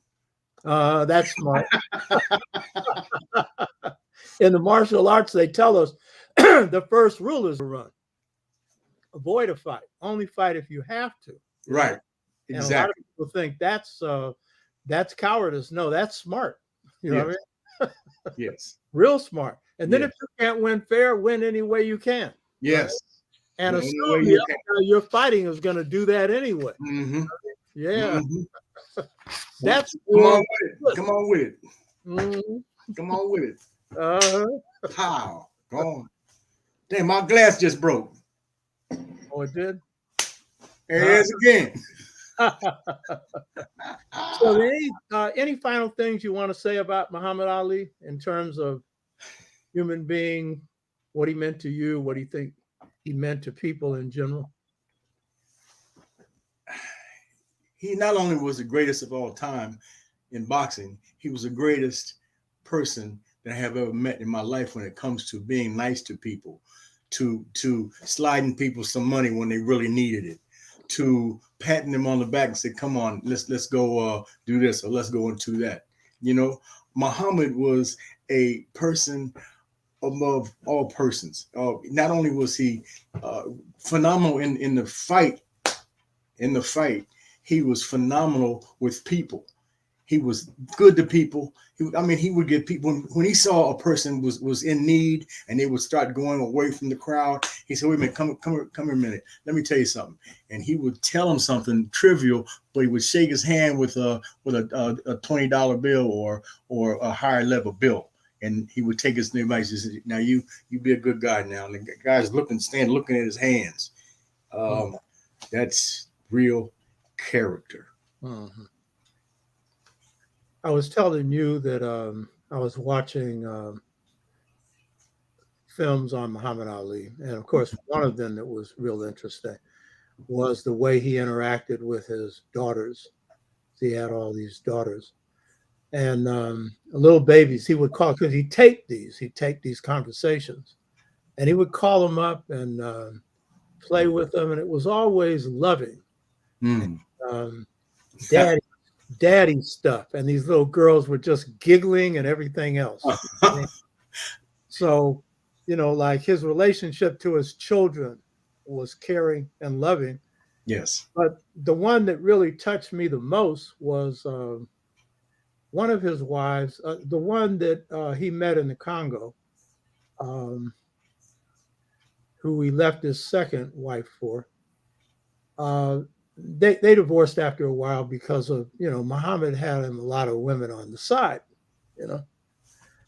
But he would go back and visit her and visit the children. And so she comes out of one meeting where Muhammad Ali had left and they had been talking, and she was crying. Oh. Her daughter said, "Why are you crying?" And she said, "I looked in his eyes and I saw God." And what she meant was she saw that kindness in his eyes. Oh. She saw that loving quality in his eyes. And what ex-wife who has some issues with you because you were playing around is going to say that? Because that's who you were. A good person, a kind, wonderful human being. Yes. I think that's why I believe in what the Europeans say. In heaven, we picked our destiny. We have a series on this, God Within. And I know I picked being Black. I know you picked who you are. And you pick your destiny as well. And one of the reasons I know I did is because the goodness of my people, with all the mess we got. I don't romanticize us. There's been 3 assassination attempts on me. Everyone was Black, but Blacks didn't send them. The government did. I know that. But that was sir. Yes. So I'm not out here romanticizing stuff. You know what I mean? But the fact is, it's that goodness quality that's most important. And he had that to the maximum degree. He was a great light that shined on us, that shined on humanity. I know he put a smile on God's face. And when he entered heaven, there was a whole lot of choirs singing for him. Beautiful man. Oh, man. Beautiful. Yeah. And he was lucky to have you in his life. You were able to help him out at that time. And you were sure lucky, your wife and everyone in your family that had a chance to be around him, to have that personal time with him. Yes. Yes. You have no idea. Yeah. Yeah. Oh, man. He's one I never met. I wish I had. Oh, God. That's. So I guess that's it on the discussion. Great insights on your part. And I also wanted to again plug your book on I have it right here. Go right here. Yeah, okay, you got it. And I'll hold it up too. There we go. Bam, bam, bam, bam, bam. The First Americans Were Africans, expanded and revised. I've read the first edition, and then he's added some stuff to this book. So the first Americans were Africans, and he's showing you how the Anu people migrated into the Americas. Yes. And well-documented stuff. Where can people get this book? From any book dealer, anyone who deals with selling a book like this, or they can go to my email, david.imhotep@gmail.com, and I can sell them the book over the lines in that way as well. That's the best way. David.imhotep@gmail.com. gmail.com. Check that out. It's a great book. And we're going to, because, one of my things is the Anu and their presence in different parts of the world. And in this case, the Chwa, who are the Anu. And this is a very special book that has great deal of documentation on the African presence in America. Also want to encourage people to enroll in the 6-fold Stages to Mental Freedom webinar. And you can send in your request at otashaka@sbcglobal.net. And I want to announce that the next show next week will be on El Haj Malik El Shabazz. And the title is New Information on Malcolm X. And there's a lot of new stuff that's come out on Malcolm that's not been known before. And so this is very important discussion that I'll be having next week. So we want to get into comments and questions.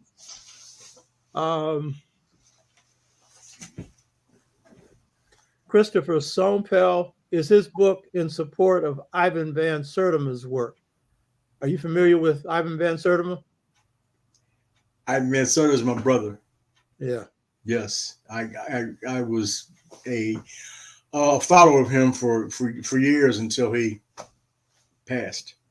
Ivan Van Sertima was number one for me. Mm-hmm. So his question would really be, how do you see your work connecting to Ivan Van Sertima's work? Oh, that I copied copied some of his ways and the ways to say things, and he taught me different things. Ivan Van Sertima was something that I will never forget. A fellow, Ivan Van Sertima, amazing, nice, the nicest guy. Oh my God. I never saw him get angry or say anything rude to someone, even after they had, lambasted him. He just smiled and put his head down and go to the next person. Yeah, he was a great researcher. Yes. Journal of African Civilization had a lot of stuff in it. Yes. And they came before Columbus as the classic work on the Olmecs. And I've said this before in a previous show. I brought him out to speak at San Francisco State, and then required that people speak in the community. So we were driving to Wose Community Church, which is an African-centered church in Oakland. So I asked him, what was the secret to the readability and the beauty of They Came Before Columbus? And he said he wrote the book like a novel, because it starts off with Christopher Columbus making comments and stuff like that. So he was also a good writer, and he had some good researchers. And by the way, he had one beautiful wife.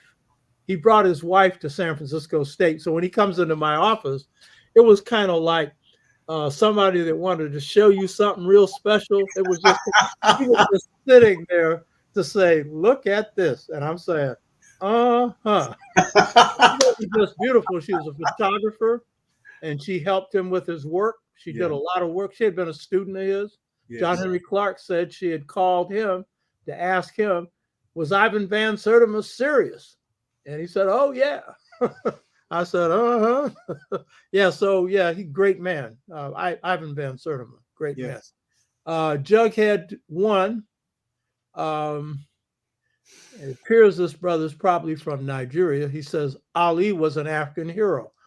When Cassius X visited Nigeria after he defeated Liston, he received more love in that visit to the fatherland than he ever had in America.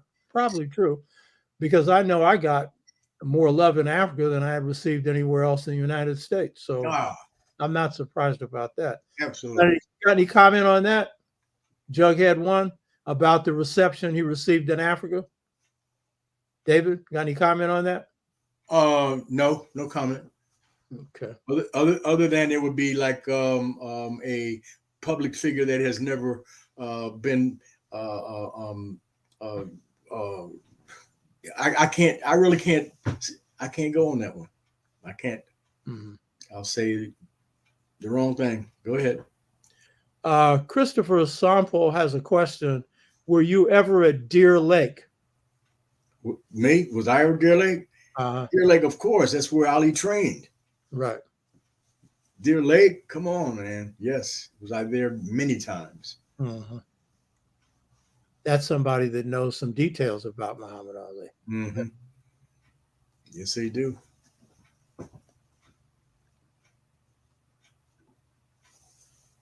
Okay. There's some stuff I ain't going to respond to here. Okay, Christopher Sompel again, he says, Ali is the greatest because he fought every ranked contender, some more than once. Today, you're lucky if any champion fights one high-ranked contender in their whole career. What would you say about that? I would say this guy is a boxing fanatic, and he loves boxing, Mm-hmm. and he's no joke. Mm-hmm. That's what I would say about that fellow. Mm-hmm. The guy that just made the comment. Yes, he loved boxing. Yeah. Means, in other words, you're right. Christopher Sompel again. When I was at his training camp in 1979, Ali stopped sparring to come over and say hi to all us kids, and that was there. He made us all feel special. I love the man, no bull. Mm-hmm. That's who he was. Mm-hmm. You know, the heck with the boxing. Let me get out of the ring and talk to people. You know, the guy was absolutely amazing. He was the sweet science he knows better than anyone, and that's boxing. That's what people call the sweet science. Mm-hmm. Jughead 1, Christopher Sompel. Ali did not hate white people. Ali denounced Elijah's attitude of white people after Elijah Muhammad died in 1975. Mm-hmm. Do you agree with that? Absolutely. Yeah. Absolutely. There are some that I don't like, but there's some black folks I don't like. So, yeah. Yeah, that's a feature of African American culture too, because I was pointing this out in the beginning. Our nationalism isn't premised on hate, and generally, black first. Black people don't really look out for each other first. Yes. But black people care about humanity. That's generally the case. It's just too often that certain parts of humanity don't care 2 cents about us. Okay. But it doesn't change our attitude and shouldn't. So we're not going to turn ourselves into them. So I don't know how to tell him. Yeah. So yeah. Can't hear you. Correct. Just want to let you know we need to wrap it up by 4. What? Excuse me. What? Excuse me. We have to wrap it up by 4 because we have to access it. Okay. Well, we have my wife just the captain just let me know that I have to wrap this up by 4 because she has plans. Okay. Well, don't worry. We'll be over in just a minute. Okay. I think by your time it's 3:12 right now, right? That's correct. Yeah. So we'll be finished in no time. Okay. All right. What an honor to be on your show. Hey, what an honor to have you, brother. And we're going to have you a whole lot. You're a walking variety of wisdom. Watch out there now. A walking variety of wisdom, not just one thing. Yeah. Got all kinds of stuff going on here. Yeah. Yeah. Let me see here.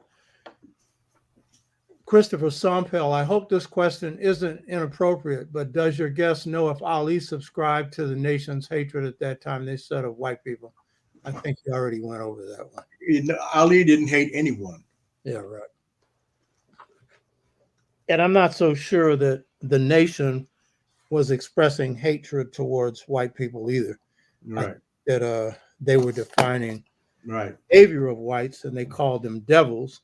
And by the way, blacks in slavery called whites devils. So did the Chinese. That was based on behavior. It was describing behavior. Fred X, what brand of lecithin do you use for cholesterol? Sorry, I'm listening while driving. I don't remember the brand. It's just a brand that I pick up from the health food store. Lecithin. I'll note it next week. It's good for cutting down on cholesterol. We don't use artificial things like lecithin in my home. Oh, you don't? No. Why is that? What we use, because of the some of the things in lecithin are not healthy for us, for our life and longevity. Okay. So what do you suggest for cutting down cholesterol? What I suggest, let's see. Come on. Turmeric. Turmeric. Okay. Turmeric. It's an herb.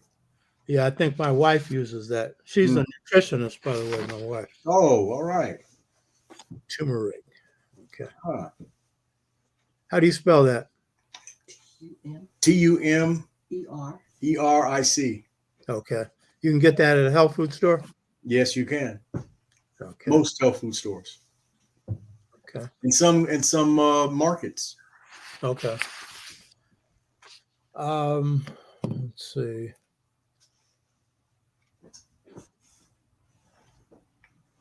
Okay, this is Christopher Sompel again. Mhm. In my opinion, in the first Fraser fight he lost, Fraser knocked him down the 14th, knowing he was losing, lost the fight. Yet he got up and was still standing after the 15th round. Most inspirational. Any comment on that? That was the way Ali was. He never gave up. Mm-hmm. And the last two Fraser fights showed you. Yeah, because he fought 3 times, right? Mm-hmm. Right. The last 2 fights was ridiculous. Now I got a comment here, and nobody should be making a comment like this. This is a comment off of my comment. Fraser is good looking as Ali. Dr. Deshaka, is you serious? Yeah, I'm serious. You know what I mean? Yeah, he was a good looking brother. Yeah. He was black. Right. And black is beautiful. And he wasn't just black and beautiful, because everyone in any shade ain't beautiful. He Right. was beautiful. He was a Right. good looking man. Right. And in addition to it, was a musician. You know what I mean? It had some other things. And by the way, was a nice person. See, I'm just making a point here. In school, in high school, he defended the weak against the strong. That was it. You know what I mean? That's main. That's very important in your life. And don't forget this about Fraser. I love Muhammad Ali, but I ain't taking nothing away from anybody. Don't forget this. Right. When Muhammad Ali is denied the title and is broke, in part because some of the people managing him was getting much more money than they should have, and didn't help him, when he was down, even though they got a third of his purse. Sure. Who was it that gave him money? Fraser. And I'm sure it was a nice little piece of money too. And drove him in his car when he needed to go somewhere. Oh, I didn't know that. Oh, yes. Yeah. Fraser, man. And sometimes they'd be in the car arguing. They would be arguing, but it was with love, Yeah. It was funny. I just sat back and enjoyed the show. Yeah, and he could have held off on a rematch or a match. Yeah. Because if he was the average chicken, champion and doesn't want to endanger his title, he could have taken 3 years, whatever. Yeah. And knows that Muhammad Ali ain't where he was before. He have a better chance or whatever. Keep his title long.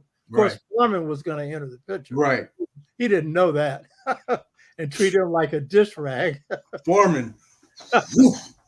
And boom, he was falling all over the ring. I was saying, whoa. Man, that guy was.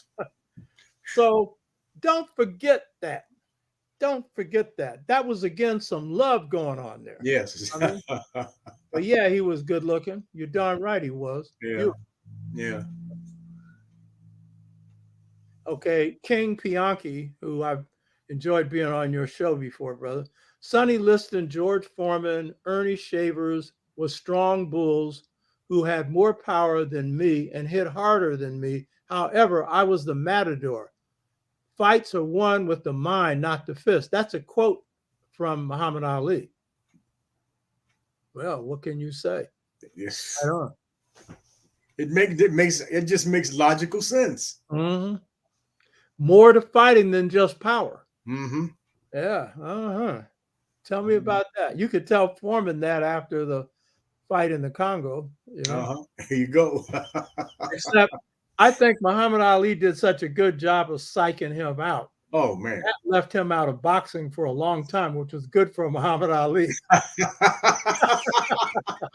Because Foreman had such a punch, man. Foreman was no joke.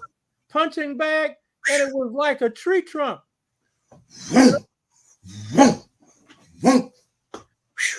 By the way, you made an observation about when we were talking before, and I'd like to see what you have to say again on that, about why Muhammad Ali could withstand Foreman's strength when Fraser couldn't. What was it that Muhammad Ali was able to do to avoid having the damage that was done to him by Foreman to Fraser?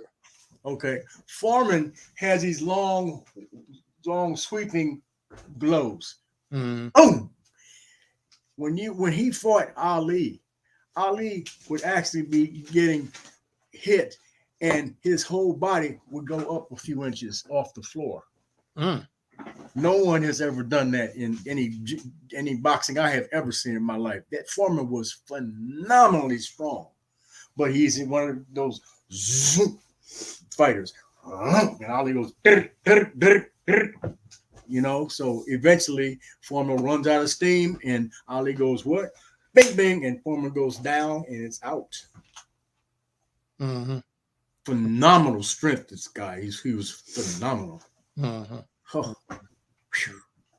No one thought Ali was going to win that. No one. No, yeah. Even some of his best friends, bet against Ali. No, that's wrong. It's wrong. There's a film where Muhammad Ali plays himself, and the guy who sparred with Fraser came in at Muhammad Ali's request. He had sparred with Muhammad Ali at times, and he asked him how could he beat Fraser, and the guy's answer was, "You can't." And I think Muhammad Ali took that real serious. Oh, heck yes, he did. In the beginning of the fight, he tried his best to take Fraser, Foreman out, and realized he couldn't. And then he did his rope-a-dope strategy. Yeah.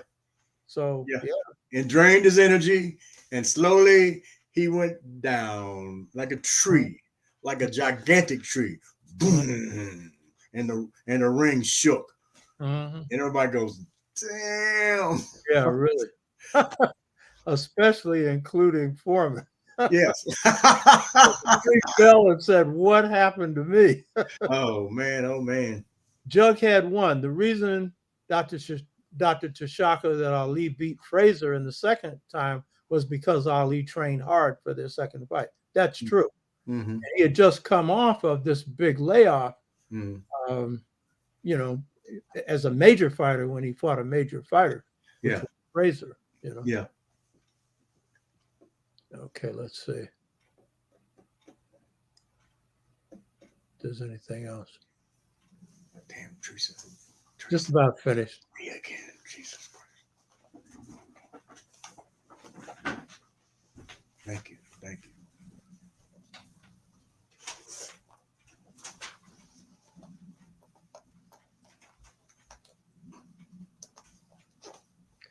King Pianki, Dr. Hotep. I know it can never be another Muhammad Ali. Do you see any of today's Black athletes that's showcasing divine principles over monetary gains? Do you see any athletes that are standing up for principles right now as opposed to money? I can't see it myself. No. Well, I think Colin Kaepernick, he stood up for principles over money, I think that's a good example, right? Okay. All right. And King James, he hasn't had to choose between principles and money, but he's shown, a willingness to stand up for Black people and stand up on principles and call out the president. I'm talking about Trump. Oh my goodness, that name. Yeah. I have no comment on that name. Bruce Watkins makes a comment. Muhammad Ali was so great, not only as an athlete, but as a humanitarian, so honest and generous. Oh. To himself, his beliefs, actions in and out of the ring. Mm. Yeah, you've made the same comment. Mm-hmm. Okay, this is one Lao Tzu. This is for you.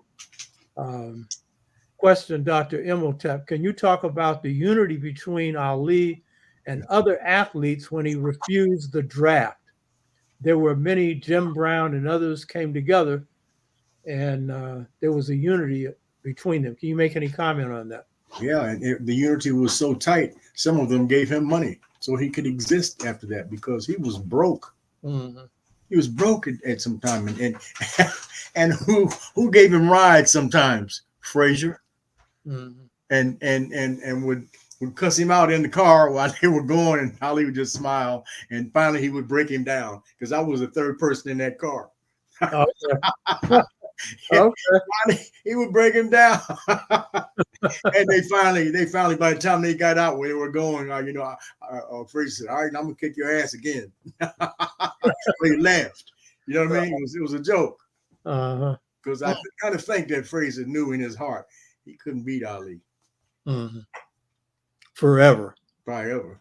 But he was going to try every time. Oh, heck yeah, he could have possibly. Yeah. He could have, but Ali had the sweet science behind him. Bruce Watkins, yes, he's referring to the comments I made about Southern Black culture. Yes, true. The South is so different even today. With our people, the mindset, the spirituality, how we embrace each other, our family is from the South. Many are still there, own land. They own land. Yeah, the quality of our people, you know, and it's the root. You're going to the root. As a brother said, that's where you get the fruit. You know what I mean? The root to the fruit. Remember all used to say that? From the root to the fruit. And Black women are special everywhere, but Southern Black women have got something. You know what I mean? There's a moral ground. It doesn't mean all of them.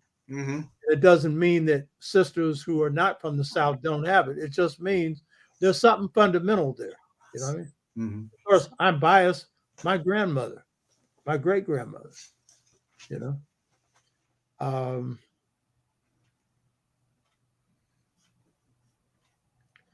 Okay, this is Jughead 1. Greetings, Dr. Tashaka. Can Dr. David Imhotep please confirm, or I'm going to add whether it's true or not, that a snake oil salesman physician called Dr. Charles Williams was injecting Ali with unknown substances during the end of his career. Is that true? Never, ever, never, ever. That is a terrible thing to say about this great man, but absolutely never. Right. No, I was always there. I was always there because some people would, inject you with different things, but no, that never happened. Loud as Zoo. Question for Dr. Tashaka and Dr. Imhotep. Have you looked at the work of David Sinclair on lifespan and Dr. Andrew Huberman on neurobiology? Have you checked either one of these up? Oh boy, not I. Okay. I have not. Me neither. Okay, Uncle Phil. This came in early.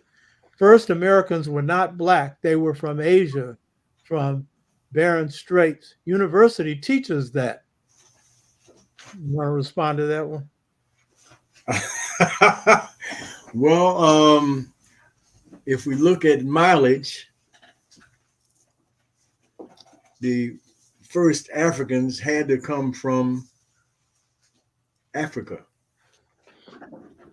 because it's closer than going from Africa to China and then across the Bering Straits into the States.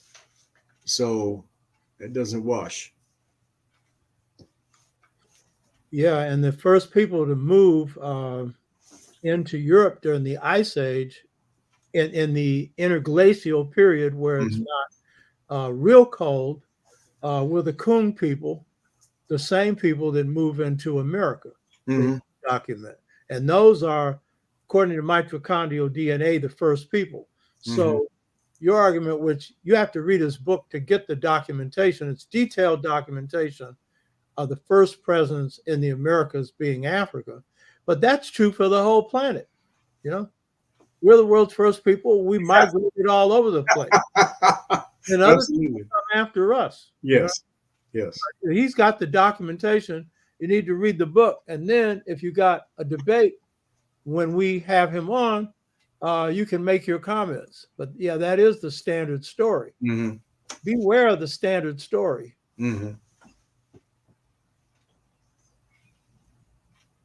Final one here.